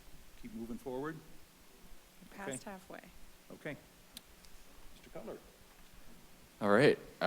Next topic is similar to the mixed use section, where we just need to update the code for consistency and clarity. We have a lot of incorrect, outdated cross-references. We have lack of modern terminology, and then we actually have some sections not in the subdivision code that conflict with the current subdivision regulations. So we are proposing in one fell swoop to amend all of those at the same time, essentially to modernize the code. Just some examples. We don't have any reference to the internet in utilities, which just feels like a little bit of an oversight. What is that? We don't have any reference to parkland fees being due at time of building permit. This was actually missed during Ordinance 1693, which made that a requirement. We don't have any clarity when homeowners associations or party wall agreements are required. And we actually reached out to our city attorney on this one. We have really vague requirements in the code about HOAs. And according to our attorney, HOAs are necessary when there are common elements within a subdivision boundary. So private alley, private detention pond, shared open space. We have historically required an HOA, but we need to point to a place in the code that actually requires it, because we've gotten a lot of pushback from developers of saying, well, we have common elements, but I don't want to have an HOA, but we have no way of knowing how those common areas are ever going to get maintained. We also have a section in not the subdivision code which conflicts with current subdivision requirements. I won't get into too much detail, but it's a vestige of our old code, which basically said everything goes to Planning Commission and City Council. It has not been enforced since 2014 when we redid our subdivision code based on the number of lots that go to public hearings, and we're recommending we remove that altogether. We also have the need to clarify policies regarding consolidation plots, and that's when someone is building a house on a single lot. A lot of times in East Wheat Ridge, there are a bunch of property lines that are running everywhere throughout the lot. A lot of times they were platted essentially in 25-foot segments, and someone will own two. And the line basically splits the house down the middle. And we're proposing essentially an easier way to facilitate redevelopment on those properties that don't require every single person to replat. There's already something called a property merger covenant that allows you to essentially remove that lot line and hold both properties as one. And then lastly, we need to update our application checklist. This is surprisingly codified, which I didn't actually know until looking at this. But it includes minimum submittal requirements. We have reference to paper copies. We also just have reference to things we don't feel are necessary in the application process. And we also need to include some new things in that application checklist as well. So I won't get into the specifics unless you want me to, but this list essentially is it. We just need to modernize the code. Okay, code cleanup questions. I had one. What is a party wall agreement? Lauren, you want to take that one? Sure. So we see a party wall agreement is required when two people have a shared common wall, so duplex, townhomes. In some communities, Denver, namely, they have allowed folks to have an agreement that just says, we acknowledge that we have shared facilities. The difference between a party wall and agreement and an HOA is that there are different rights, and party wall agreements don't have a funding mechanism. So our biggest concern is, like, if I require you to build a detention pond, you're gonna have to maintain it, and you need to have a funding mechanism to do that. So we have not historically allowed a party wall agreement in Wheat Ridge. But increasingly, we see developers who wanna do that because it's a lot easier for them to draft a couple-page party wall agreement than to create an HOA, yeah. And special districts are sort of another type of, in Yep. lieu of an HOA. Yes, that's a good, so if you think of this as a spectrum, party wall agreement is sort of the lowest end, HOA is probably next, a special district or metro district would be next level up, yeah. Okay, so the question is, do we want to have staff come back with code amendments that mention the internet and other items? We do. Thank you. Thank you. We appreciate that. Particularly fiber optic internet. So. I'm sure in 10 years we'll have some new technology we have to put back in the code. We have no idea.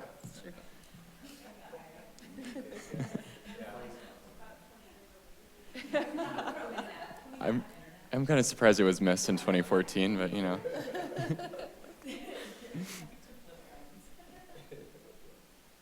Okay, Scott, topic 3. Thanks. So kind of related to that, we need to clarify utility undergrounding requirements, which is not the most exciting topic, but we have a lot of new development, a lot of infill development, and we have a lot of existing overhead facilities, which include cable, phone, and electricity.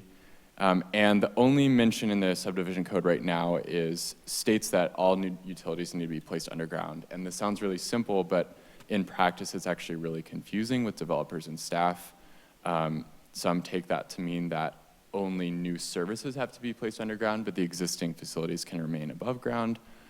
We've actually historically interpreted this, going back to 2014 at least, that means anytime there's new redevelopment and they're adding facilities to those lines, they need to go underground. This is actually challenging to administer because of the way the code is written. And we're also aware that requiring underground utilities everywhere along the frontage of a subdivision might have disproportionate effects. So, for example, a small 2-lot subdivision, you're only building 2 houses, and you have to underground the utilities in front of that property, but the pole is actually 100 feet away from the property. So there's this spillover effect where it may require utility work well beyond the frontage of the property. And there's nowhere in the code to clarify how the city should enforce these requirements. And there's no consideration for exemptions or waivers. The only waiver right now is that major distribution lines and transformers can be above ground, and that's those really big power lines, but really no other examples for waivers in our code. A lot of other communities have much more detailed code requirements, and we've actually consulted with the Public Works Director on this to get some guidance. We don't have enough detail right now, but basically we're seeking policy direction to say, I guess, one, does council have the desire to underground utilities on all streets or just key corridors? Do we want to have waiver considerations for undergrounding in cases where it might be economically infeasible or deter development altogether? And what we're asking for is, do we have the direction to review other cities' policies regarding what is required? And then are there any specific priorities for council? Thank you. Counselor Dozeman. Thank you. So I know that we're talking about the subdivision code, but could we also apply this to accessory dwelling units? I know that some residents that had non-conforming lots that had at one point wanted to do an accessory dwelling unit, undergrounding utilities or creating new utilities was a big hindrance. So would this be applicable to them in a sense as well? Yeah, it's a good question. So when you're requesting new service lines for something like a new ADU, that we don't have jurisdiction over that, so Excel will dictate that. I mean, ideally, I think Excel wants everything underground because it's not impacted by storms and accidents. The way that we apply this is to new development, multi-unit, commercial, or multiple single-unit homes, or to subdivision. So we have not applied this rule to ADUs. Okay. That's the short answer. And so, okay, thank you. Sorry. So it just, in that respect, it could be easier for somebody with a non-conforming lot with a second home to subdivide as opposed to go through the ADU process, theoretically. Yes, so, yes. That's the short answer. Counselor Rome. Thank you, Mayor. So my question is if you had, say, two small residential lots, and those two small residential lots are equal length to one commercial lot, currently, what is the code for a commercial lot for undergrounding? The code just says all new utilities need to be placed underground, and that's it. So irregardless of this, for the subdivision, the commercial would still have to do it even though it's the same length? Correct. Yeah. I feel like it should just be the same. It should be equitable. You know, if we're going to require for the commercial, it's 150 feet, and you got two lots and they equal 150 feet, then it should be the same. Or, we should do it, or we don't do it. But it should. I think it should be the same, because then you have the issue of the small business owner is trying to do some infill, and it's a money issue. I mean, I guess what's the reason that we want to underground? Is it? I understand Excel saying hey, this is what we require, but is the city doing it as kind of a good neighbor to Excel? Is it for aesthetics? Is this how we update infrastructure over time? So most typically, I think, and we haven't done a comprehensive sort of summary of other communities, but typically you would see cities want to underground for aesthetic reasons on main corridors. I think Excel's primary reason is probably, I'm looking at our Excel colleague in the room, is because it sort of protects the infrastructure. But usually when it's a public policy for the city, it's aesthetics. The challenge is that the frontage, two houses that are the same width and a commercial unit that's the same width, that's not the factor. So poles are placed relatively similar cadence, right? But there's so many other variables that go into the cost to underground that it is not something that we can say, oh, well, if you're 100 feet wide, then, the fee is going to be X to underground because of boxes and guidelines and poles, and does it also have phone in addition to electric?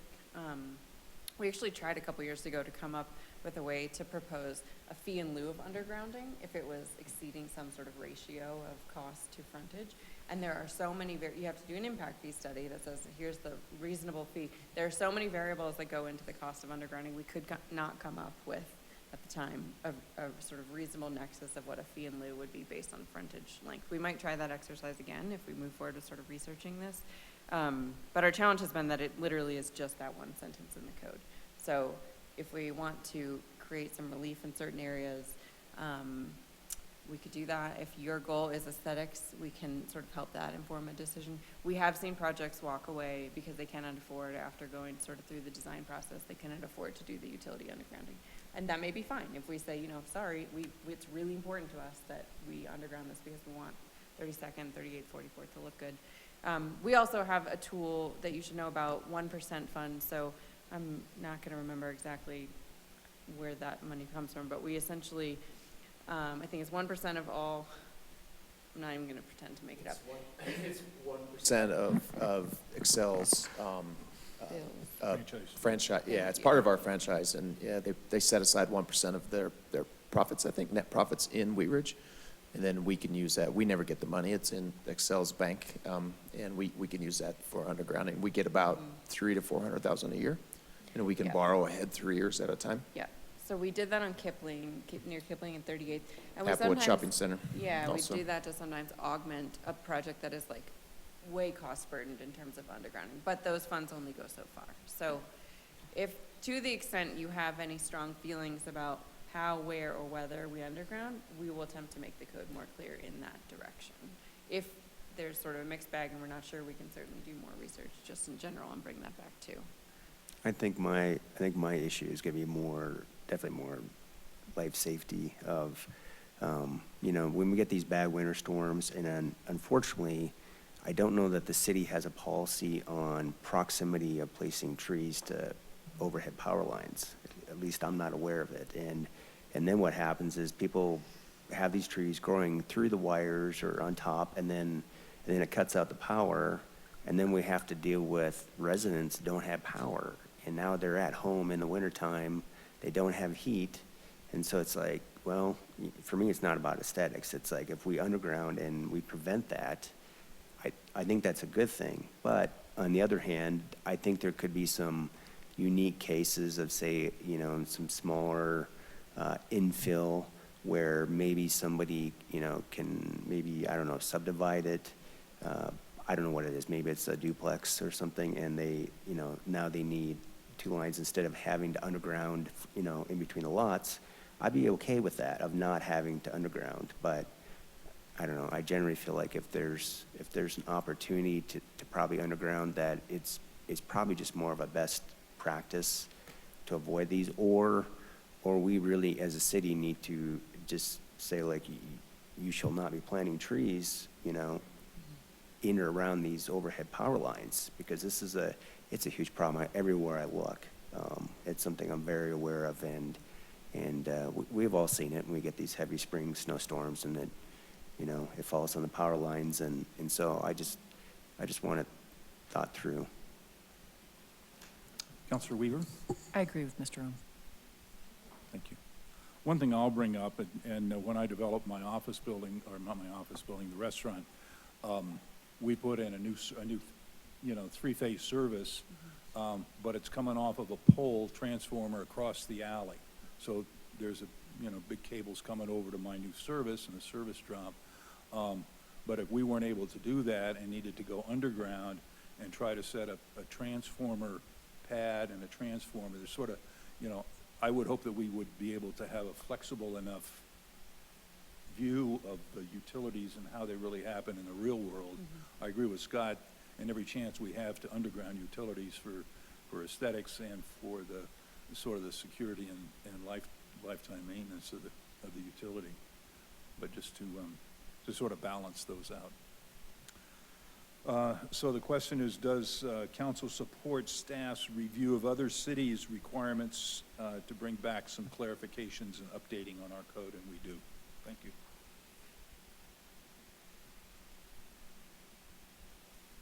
Number 4. Last topic. So this is regarding public hearing requirements for subdivision plats. I know that's a big topic, saved it for last. We did update our requirement in 2014 regarding subdivision plats going to public hearings.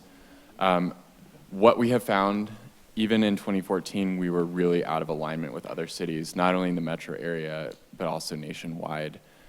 Wheat Ridge is a rarity in that many subdivisions are required to go to public hearings at both Planning Commission and City Council, with few exceptions.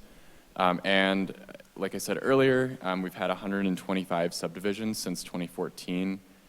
41 of those went to City Council and Planning Commission. 13 went to Planning Commission only, and then 71 were essentially 2-lot subdivisions that were able to be reviewed by staff administratively. Currently, subdivisions containing less than 3 lots are administrative or staff review. 4 to 5 lots require Planning Commission hearing, and then 6 or more lots require both Planning Commission recommendation and City Council approval. We last came to City Council to talk about flag lots in 2018. That was actually a result of a single flag lot that sparked a lot of controversy, and that conversation ultimately did not result in any change in the code. And at this point, we're seeking to revisit discussion on the review process to better manage public expectations. A lot has changed since 2014 and even 2018.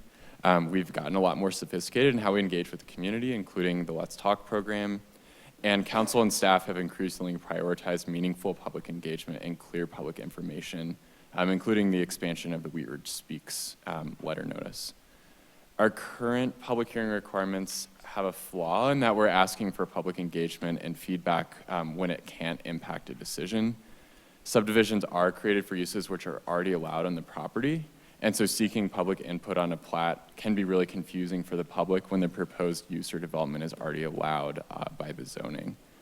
So lessons learned from some public engagement efforts in our Let's Talk team include a more sophisticated understanding of how to engage with the public and when to engage with the public. So when it comes to subdivision plats, we put decision makers such as Planning Commission and City Council in an uncomfortable position because we mislead the public when we ask for public input and imply that there's discretion about subdivisions. And this conversation is specific to subdivisions. So other things like a rezoning or a special use permit or a waiver, that is something that is up for interpretation, and that's something where there is discretion, whereas a subdivision is something that's meant, it's an allowed use, and it's essentially allowing development to proceed on that property. So all that being said, neighboring communities and peer communities generally have much higher thresholds for when public hearings are required. Lots don't require public hearings at all for subdivisions. Some require them only for a really large scale, and then others require public hearings in limited circumstances. A lot of times public hearings are retained when right-of-way is being vacated because that's a city asset that's then being gotten rid of and given to private ownership. It's pretty appropriate for a public hearing. But routine subdivision applications for both residential and commercial, including townhomes and multi-unit residential, are generally administrative processes, and this is where Wheat Ridge is really out of alignment. Aurora, Boulder, Fort Collins, Thornton, Denver, and Commerce City are exclusively administrative processes, and then a lot of our other neighboring peer communities, Inglewood, Arvada, Lakewood, and Littleton, have significantly reduced public hearing requirements for plats. It's really rare that subdivisions ever go to City Council, with the exception of right-of-way vacations. Wheat Ridge and Golden, I believe, the only cities, at least on the Front Range, that we could find that go to City Council for routine subdivision applications. So we are out of alignment with best practice in other communities. This has increasingly created some confusion and division in the community. And then from a developer standpoint, hearings also introduce a lot of uncertainty and are inconsistent with other community requirements and add a lot of time to the development review process. We've got required public posting periods. And then from staff's standpoint, it's really a trust issue, and we're expending a lot of resources and introduce liability when we're bringing things to hearing that are otherwise approvable. So we are making recommendations which are pretty substantial, and you guys can think about that, to reduce public hearing requirements for subdivisions to be in line with surrounding communities. We do recommend retaining public hearing requirements for things like right-of-way vacation, and then potentially for things like right-of-way dedication and variances to be consistent with surrounding communities. And along with that recommendation, we're also making the recommendation that if public hearing requirements are reduced or removed, that as a supplement, public information be added to the review process to ensure that residents are still informed. We don't want it to go into a black box and no one knows anything. It could be a formal notice where there's a mailing or signposting just saying, your neighbor has applied for a subdivision application. If it meets the requirements, it will be approved. Or it could be more informal, potential future public-facing map on our website and website notices. Both are methods that other cities have implemented successfully. And this ensures that the public can still be informed of development, but in a more appropriate way that does not mislead about their roles in the process. We are recommending in this case that this be a separate code amendment to allow some of the other items you want to go ahead and proceed more quickly, and we can come back. So I'll ask the question and then keep going, because there are some minimum recommendations there. But the main question is, does council support looking into removing or reducing public hearings for plats and instead recalibrating ways to inform the public? So if there's not consensus on that topic, we do have a couple of minimum recommendations that we really should still include, and we could probably include in that code cleanup section. And it's really introducing better clarity in the code about how plats are clarified. We just don't have good definitions in our code for how to count the number of lots, if you can believe it. We also don't have the ability to determine the number of lots in consolidation plats. So I think everyone in this room was on council when the Spallone replat went to council. I think it was late 2021. It involved 21 substandard lots of record being consolidated into 3 lots for 3 buildings on the site. The way our code is currently written, that required a city council public hearing, even though it was for only 3 lots. And that's because the code says the amount of lots involved in the replatting instead of the end number of lots.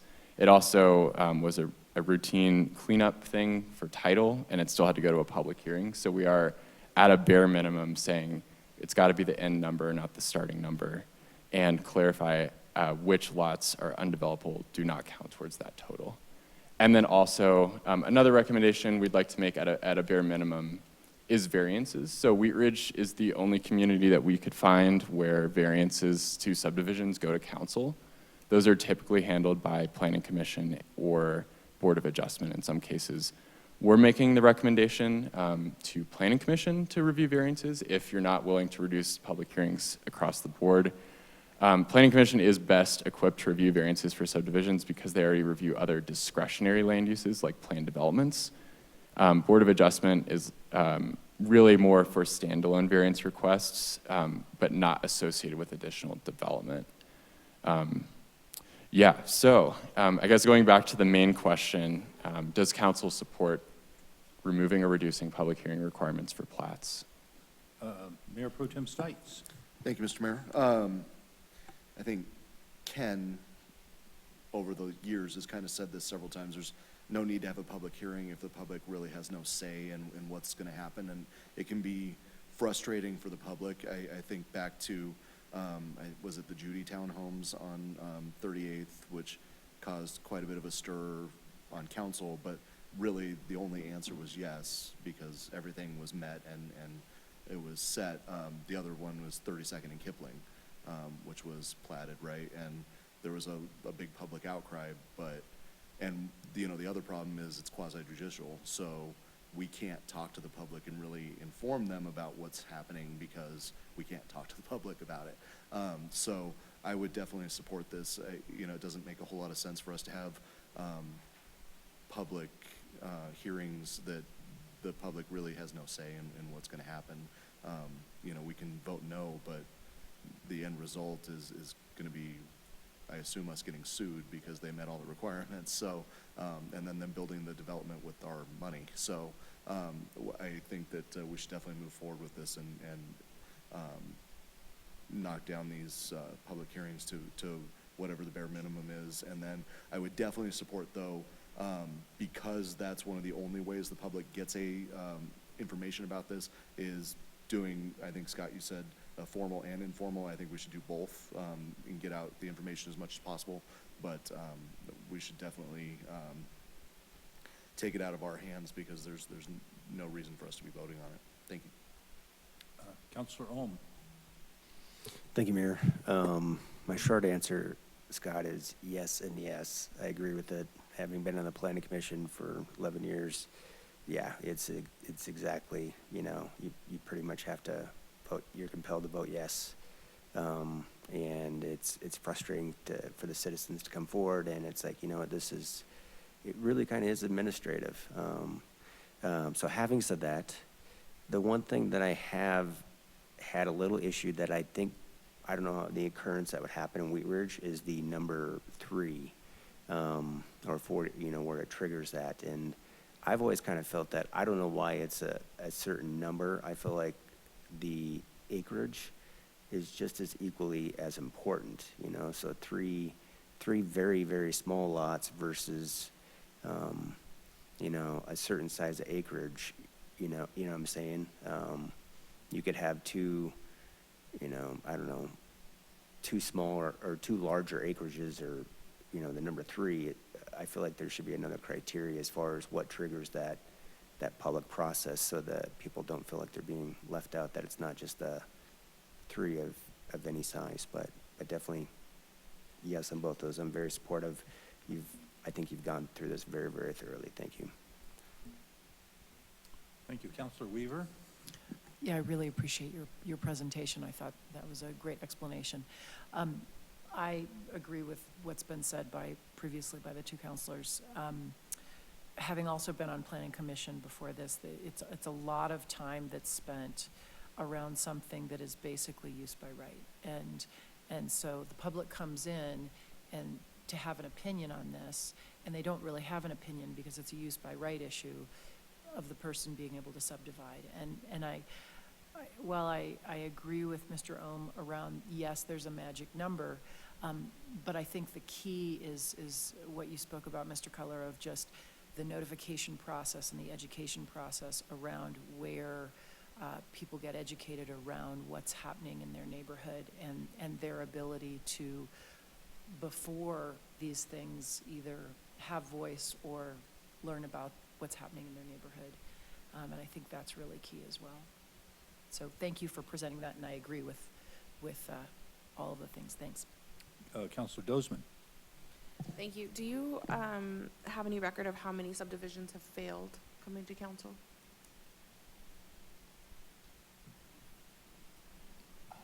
I don't remember any in my time. There was one that was closed. I think the Judy Townhomes was closed. I think we had 3 no votes on that one. I think Mr. Stites is right, though. The city would be, it would be a liability issue if we did vote no on something that was used by right. So I don't remember any going down. Leah? And historically, why has city council had the ability to vote on subdivision? Can you give a... I think we got pushback from previous councils. They thought it was a way to inform the public, but again, I think it's misleading, and I think it's better to change it so that, and educate the public of what these are and what they're not. But yeah, there was just pushback from previous councils. I believe they didn't want to give away that authority. I think some of it's also tied to just home rule city. So they're going away more and more, but it seemed, especially when looking in Colorado, like this is much more of a local thing where subdivisions go to hearings. This is not even a conversation in a lot of places because they never went to council.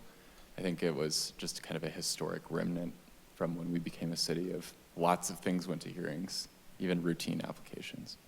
So even if we had a public input, or not necessarily a public input process, but an information to educate the public as to what's going on, they wouldn't necessarily have any recourse if they disagreed. So like with the Judy Townhomes, we did a blanket rezoning of 38th Avenue to MUN, and many people disagreed with those efforts, and the Judy Townhomes specifically was in regards to like an old, deed, right, or agreement between Deed restriction. yes, and so that kind of came into question, and that history. So what would the public's recourse be beyond just being educated to the point of like this is going to happen? And There's very minimal recourse with a subdivision. So one of the other big differences is that a zone change is approved by ordinance, and so you have the opportunity for referendum. When you approve a subdivision plat, it's approved by resolution. There is no sort of appeal or petition or referendum that can happen. So the time to have a hearing and to have the public sort of have a say is when we're talking about what use is permitted. But once we get to subdivision plat, whether it's a new zoning or a long time existing zone designation, there is not a recourse, nor is there intended to be sort of at that stage in the process, because it's really about how is the land going to develop under the permitted use. Yeah, I would say like for the Hilltop Estates, 32nd and Kipling, that was zoned R1 since before Wheat Ridge was even a city. And so it's always been zoned for low-density single-unit homes. And that was still a very controversial, despite it being used by right. So I don't know, I guess there was never opportunity for the public to engage in that one because it was always zoned R1. But there was a rezone That's what I was gonna say. attempt. There was a rezone attempt, Failed. yeah, and it failed. And it failed. So that's when the public spoke up and council voted no on the rezone. So it stayed single family instead of allowing for townhomes. I will say that it's like since being on council, there have been a couple different procedures that we've taken that are confusing as to not only subdivisions, but also, first reading where you have the ability to vote yes or no, but the expectation is for everybody to vote yes. As well as anything that's not expressly allowed in our code is prohibited, which, that's kind of backwards for me with the way government should work. But I appreciate the explanation, and I do think that our city just being, with its history and wanting to control a lot of development, that's where this was derived from. And I will say that it would help with the community's understanding and future council members if this power or this option was taken away, but I don't necessarily think that is what our citizens would want. I think that we've seen a lot of citizens come to speak out against various subdivisions, like the 2018 flag lot, the Judy Townhomes, 38th and Upham, anything that they, believe would be increasing the use when it wasn't intended to be that, even if you're consolidating lots. So that's kind of where I might draw the line with the threshold. If we're consolidating lots and then subdividing, I want that to be able to come before council, even if it's a use by right. Doesn't change the use, though, if that's what, if I heard you say, a subdivision won't change any uses on the property? Correct. I'm Yeah, saying okay. so for example, the 38th and Upham project, Yeah. where we had 3 R1s or R3s, right? And so if we consolidated those 3 lots, then it would allow for a higher density project as opposed to 3 lots with a single family home. Yeah, I think that's been our biggest challenge for all people, public, council, planning commission, is educating the difference between zoning and subdivision, right? And we need to always sort of beat that anthem of like, what is zoning, and here's why it's so important, and why it's really important that you come to the hearings, and why it should be a discretionary hearing, because zoning lasts for a really long time, and it does inform the potential. You've heard us say when we bring mixed use, like, yes, the applicant wants to do townhomes, but you need to know it could be any of these potential uses, right? And I think the challenge that we've seen as we've tried to, a couple things. In 2014 and earlier, I don't think we had the tools nor frankly the interest in leaning into informing and educating beyond a public hearing. So that was sort of our one tool in the toolbox. So we used it for everything. And I think my viewpoint is that we've done a better job of sort of educating people on how government works and building trust, and that we start to erode that when somebody walks in here thinking that they're going to have an impact and then they can't or they don't. And, that may be their only time in City Hall. And, you see the faces on folks when you've got a whole crowd and you're trying to give comments before the motion or the vote to say, like, we really appreciate you coming, because you know they're going to be really upset and feel like they just spent their whole evening here. So my biggest challenge personally is that I just feel like we're misleading people. We can do better in educating folks the difference between zoning and subdivisions and what this change is going to be. And we have been talking about revising our letters so they're not like a government to public notice letter, and that it's really like an informational flyer. We think you're going to care, and here's what you need to know about the situation. So, what you were talking about in terms of change of use, like that could happen under just any development without a subdivision. So that would be a threshold that I would say is, you know, we were talking earlier about commercial uses, like if it's changing from a dentist to a restaurant, like where do we draw the line and whether we need to inform people on the change of use? Our goal is no surprises at the end of the day, right? For the developer, for you, for the community. And so if that is our goal, then I do feel like we can calibrate how we communicate no surprises. So, but just in the event of the example, like on Upham, where they're all zoned the same, so they have the same use, but if they're being consolidated and then subdivided, would that come before council still, or no, would that be administrative subdivision? No, so our primary recommendation is to say that plats should not be reviewed by council because the zoning is the permitted use. Your proposition is a good one because you're saying if the lot size becomes bigger and then it's eligible for a different type of development, you know, should that be something we consider?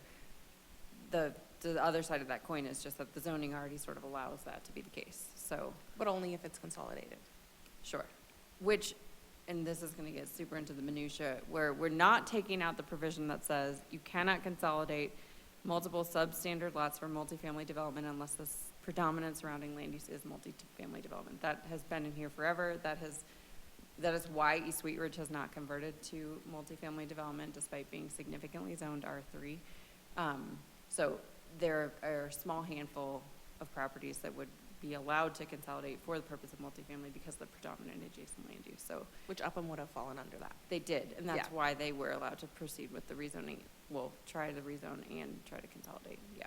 Okay, So it's a small category. You're right. thank you. Counselor Hutchinson. Thank you, Mayor. So when you're talking about notification, are you talking the 600 feet? We haven't gotten into the weeds, but we'd be open to your Oh, let's do recommendation. the weeds. Okay. I mean, I'm just We haven't made it, wondering we have because not that's what specified what it's public out there. notice would be. Yeah. Right? Okay. And I know that when some things have gotten voted down, so like development on 38th or, you know, Eaton Place.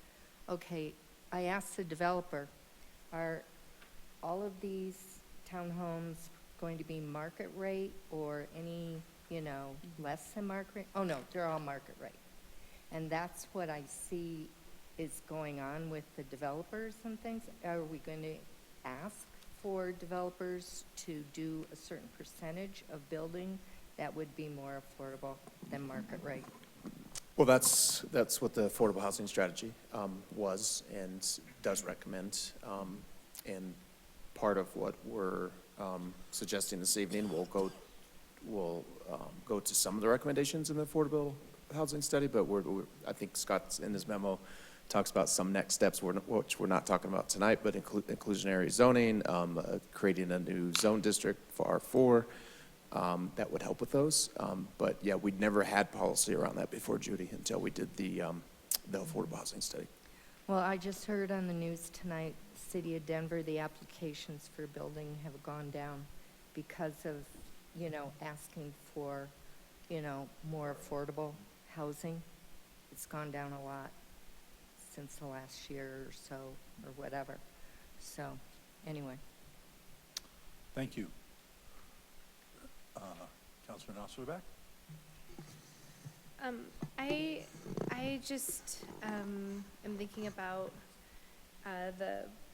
the public and how they've become very used to using this process as a way to communicate, especially with counselors or people who are potentially running for office. And I think that if this gets brought back to us, I think we really need to think about how this is communicated, that we're not taking it, even though we have all these other forms of communicating now, and this is administrative and all of those things make perfect sense. I'm just thinking back to when I was running for the office I'm in right now and knocking doors on Everett Drive, and there were conversations about flag lots and subdividing of not larger projects like this, and just people using this opportunity for public hearings and notifications on these administrative pieces, that's how our community is used to communicating with us. And so I'm just saying, if we're going to be making this change, I think we really need to be intentional on how we're communicating out or phasing in this new process,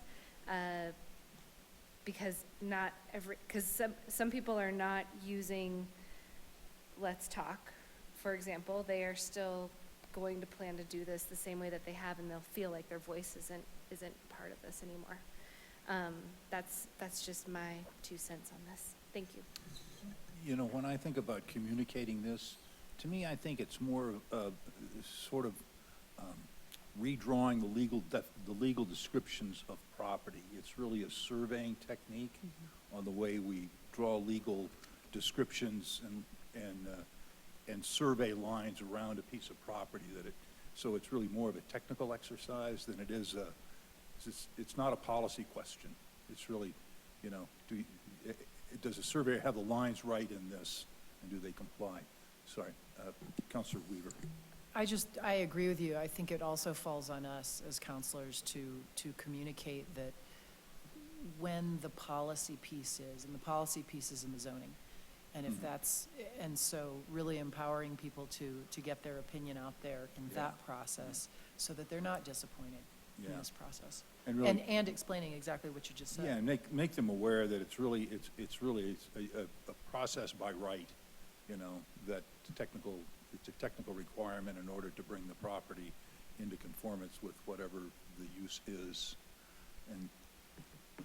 And then it's really confusing where you have the zoning, which gives you this sort of a use, and then you talk about different uses. So there's a restaurant use, or parking lot use, or other uses, and I think that's sort of a confusing concept. Not that most of it isn't confusing. Try to simplify it. Any additional? So the question we have on page 11 was, should staff bring back an ordinance removing or reducing public hearings for plats, and either instead or additionally recalibrating ways to inform the public? Do we have agreement on that, or consensus on that? And then additionally, support minimum recommendations to clarify how plats are classified and how variance subdivisions are reviewed. That's sort of the other half of that, so we have consensus on that to move forward, so that's okay. Okay? Well, for that one, just to follow up, because these are thoughtful comments, we won't advance that to an ordinance until we come back to you to explain how we would inform the public in lieu of hearings, because it feels like that is the linchpin and what will make this succeed or fail for all of us. That's right, Okay. yeah. And let's go ahead and Thanks. have a round of discussion before it gets on the dais. Yep. Okay, Mr. Cutler, you've got recommendations coming. That's it. Well, we got a lot of Okay. feedback from council already. I did want to note the future topics. So a lot of the questions tonight, this was really designed, and we're coming back to a study session on some of these topics, which appreciate that. This was really meant to be like a quick code cleanup in a lot of ways. And so there are a few items that we'll go ahead and move forward to ordinance, but it sounds like about maybe 5 of these will need to come back for study session. These future topics were really not related to these quicker code amendments, specifically because they are going to require a lot more research and staff collaboration. So defining how mixed-use projects are defined, what height bonuses look like, inclusionary zoning requirements for affordable housing, which could potentially include a requirement to include a percentage of affordable housing or fees in lieu.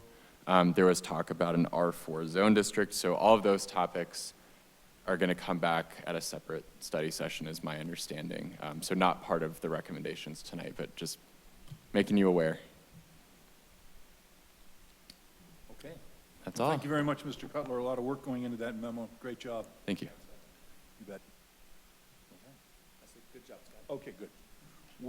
We are going to take about a 9-minute break, and we'll be back here at 11. The 11? Until, yeah. At 11 on my clock, you know. 9. We have 2 more things, but they will be very short, Yeah. unless you have more tons of questions, but we think they should be short. Okay. 5 minutes for Ally's and 5 minutes for council rules, I think. So, All right, well, oh, you just what's the, want to do it? Or do you think you're going to have a lot of discussion about either one of the next two items? all right, look.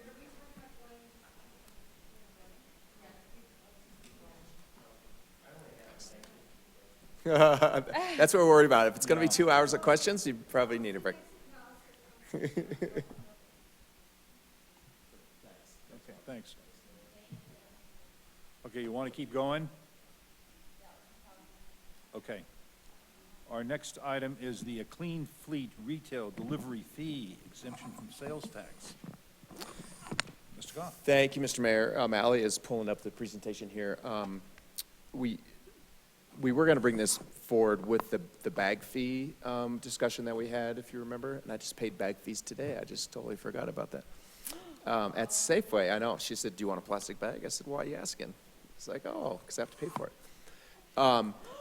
But there was a discussion by the former Mayor Pro Tem, not to put it on her while she's not here, but she wanted to have a bigger discussion about this. This has to do with taxing the retail delivery fee that the state has implemented recently. So, Ally, you want to? Yeah. You ready? Sure am. This will be really fast, although I'm here to answer your questions. Okay, you're going to time me? Great.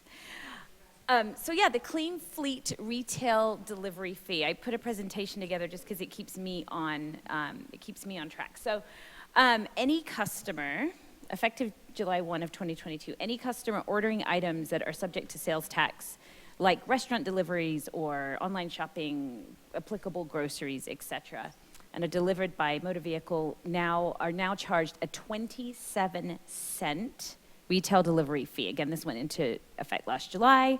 It applies to the entire order. It's not on each item. So if some things aren't eligible for sales tax, but one item is, then the 27-cent fee is charged. It's designed to offset infrastructure repair costs from increased delivery vehicles. And in Wheat Ridge, per our current code, the fee itself is subject to sales tax of 3.5%. And so for a number of reasons, staff recommend to council that we actually exempt the delivery fee from taxation. Done? No more slides. Okay. We will get revenue regardless from this because about 6 cents of each delivery fee will go to the Highway Users Tax Fund, the HUTF, and we get about $1 million of that each year. And just from some initial estimates, sort of following the same formula, the city will receive an additional approximately $15,000 from HUTF because of the retail delivery fee. So we will be receiving revenue. Again, the staff recommend that you all amend the current tax code to just exempt the fee from taxation. Number one, we're receiving money already through the HUTF. Number two, it'll be quite a burden on staff to actually implement this. So we estimate that'll cost about $3,500, and it's hard to predict the revenue that it would generate, but we think it'll be between $500 and $3,500 a year. We think it's an additional burden on Wheat Ridge residents and customers. And also, the staff are heavily involved in CML's tax committee that work on sort of tax simplification. And the majority of home rule cities in Colorado are working on exempting this fee from taxation, and our neighbors already have. So there's just a little chart up on the screen that shows those municipalities that we know either have or exempted the fee or are about to in the next couple of weeks. And you'll notice that Arvada, Denver, Lakewood are all on that list. So this is a simple code amendment. We would bring it back in first reading. It wouldn't require a study session. It's very similar to the retail delivery, the bag fee. So with that, I'll answer any questions. How did I do, Councilor Hutchinson? Okay. If I could can I add real quick? You may. Just real quick, in fairness to Ms. Holteen, our former Mayor Pro Tem, she asked to have this on the agenda. I think her concern was that there's a lot of retail deliveries these days, and somebody needs to pay for the infrastructure. but I don't think she knew at the time that we are getting, there is a 27 cents fee that's, and part of it's going to HUTF. I don't think we knew that either at So the time. we didn't know that Yeah. until very recently. Yeah. So there is money. The Yeah. fee portion is going to infrastructure repairs. We're just recommending not to tax it. Exactly, yeah. Mr. Ohm? I have one short comment. Yeah, the $534 for the year, I don't need to do the math, but I would imagine at some point, the city must have a kind of a bottom fee of like, it takes so much staff time to do all this, and does this make sense? And my gut feeling is probably not, so let me know when I can raise my hand for support. Any other questions? Would we like to direct staff to bring a whatever kind of, It'd be a first reading, ordinance and first an reading. ordinance to exempt us from tax? We do. Thank you very much for that presentation. Thank you. Good to keep your slides short. Let's see. Because we're going to spend the time on the council rules. This is item number 3. This is review of council rules and order of procedure. One of my favorites, Mr. Goff. Thank you. Oh, it is. Keep your questions short, please, Mr. Mayor. As you remember, this came up at the council retreat a few weeks ago. Primarily, the first question was, should we look at changing the start time of our regular meetings from 7 to 6:30, as we do with our study sessions? The Planning Commission has recently made that change. There were 2 other small requests, I believe, to include language in the rules that the expectation is that city council members are reading the online comments that are submitted through Wheat Ridge Speaks prior to the respective meeting, and also add language to the rules that council members are expected to attend meetings in person and should attend virtually only as a last resort. If I caught those right, I think those were the notes both Ally and I had. So those were the 3 items that we heard at the retreat. Council rules requires us to, or I think actually code or rules, I think our code requires that these be brought forward first to a study session, and then they come back as a motion for approval if you'd like to make those changes. Questions or comments on agenda item number 3? Mr. Ohm? I think it's a great idea to have it all uniform, so all our citizens know 6:30 is the new 7. It's a great idea. Okay, further discussion? Okay, so do we have consensus to make the 3 changes, or have those brought back to us, items 1, 2, and 3? We do, okay. Good, that concludes our business meeting items. Let's go to the agenda. Staff reports, Mr. Goff. Just real quickly, speaking of our retreat, there was direction to move forward with investigating a potential ballot question. We're working on that. Now, I just wanted to update you that we did select a polling firm, Magellan Strategies.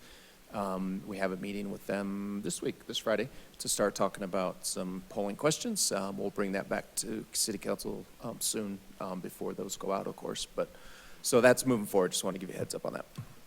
Thank you. Elected officials reports. Oh, staff? The check. That's okay. If I could, thank you very much, Mayor. Just a quick heads up for you all that I believe you know that we're working on refreshing the website. This new site will have updated navigation with ADA accessibility in mind. It's in its final stages, and it'll go live on February 21st. So next Monday or Tuesday, you will all receive an email from Communications Manager Amanda Harrison. She's looking for help in testing the different features and navigation on the site. So she'll send out a form to you all and a number of residents and business owners and folks out in the community. We've put together a list. She'll be sending out a form with a series of questions asking you to complete tasks on the website and rank the ease for which you're able to complete them. This will help us identify challenges before the website launches, and so anything critical we'll fix before the site launches on the 21st, and then everything else will be used to sort of fine-tune the navigation throughout the rest of the year. So just a heads up, look for that starting next Monday. Thank you very much, Mayor. Okay, thank you. Any elected officials reports? Okay, we're going to go around the room. Ms. Dozeman.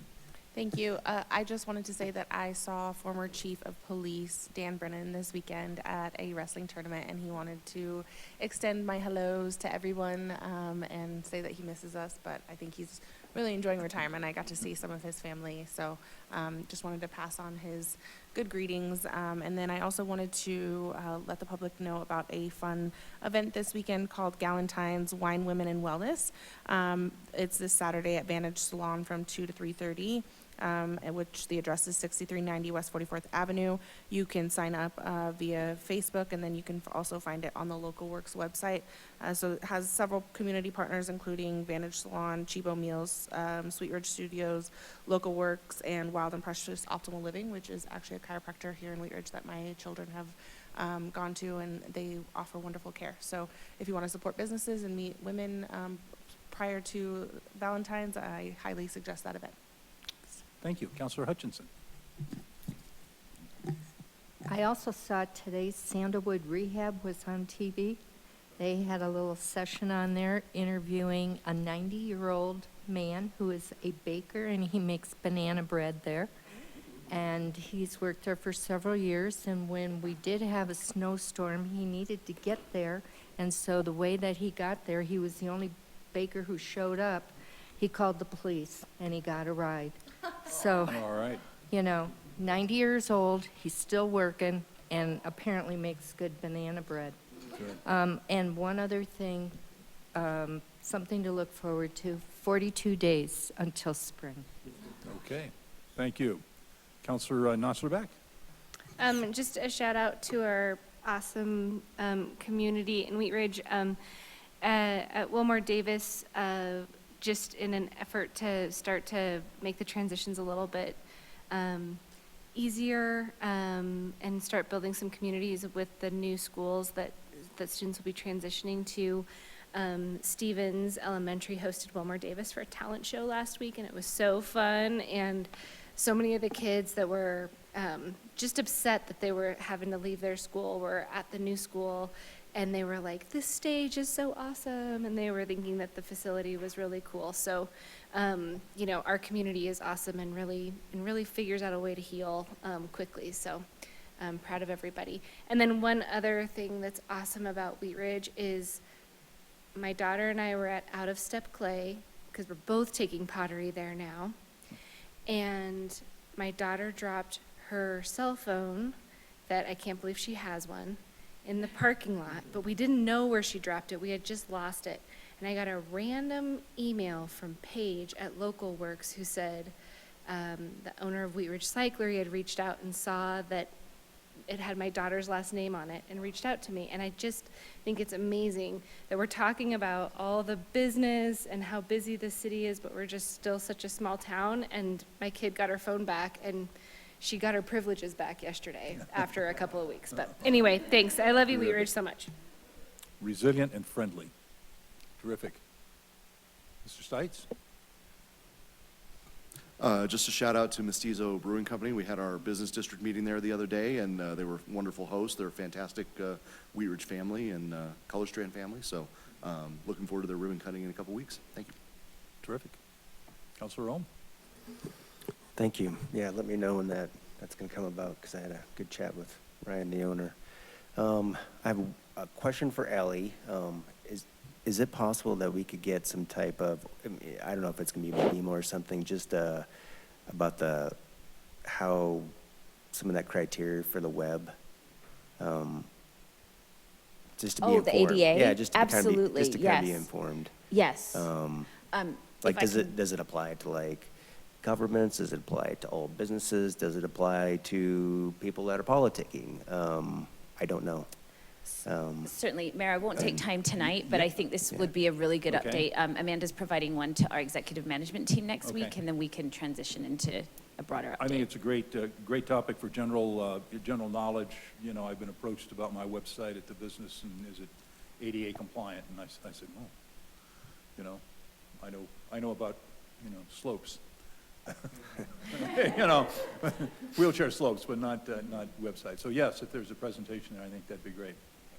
Thank you. And then, do we know, I saw the thing on Jeffco's website about the property disposition. Is the public, I mean, it's public knowledge, but does the public know? Like, because that's a big thing. Nobody knows nothing. Okay. Everybody's confused, and they said that there was a process starting like in January. Right. It doesn't sound like it's starting until like, Because I've seen it, it's on their website. If you go to the Jeffco website, all the information's there, but it's hard to find. yeah, they don't know.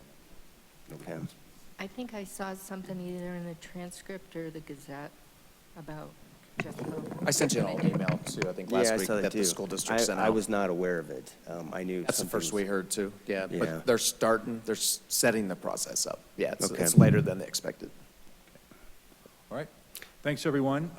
Let's see, I got a terrific newsletter from the Wheat Ridge Historical Society this week. I hope you all saw it. They're a great organization. I think they've done a great, really a lot of improvements out at the properties that they help maintain. And I know that they do a second Saturday event, and this coming Saturday, which is, I think, the 11th day of February, they'll have something going on at about 10 o'clock. And remind everyone that I have coffee with the mayor this Saturday also, second Saturday at Vinola's on 38th Avenue at 9 o'clock. And hope to see everyone there. Is there anything else to come before us tonight? We will stand adjourned. Drive safely.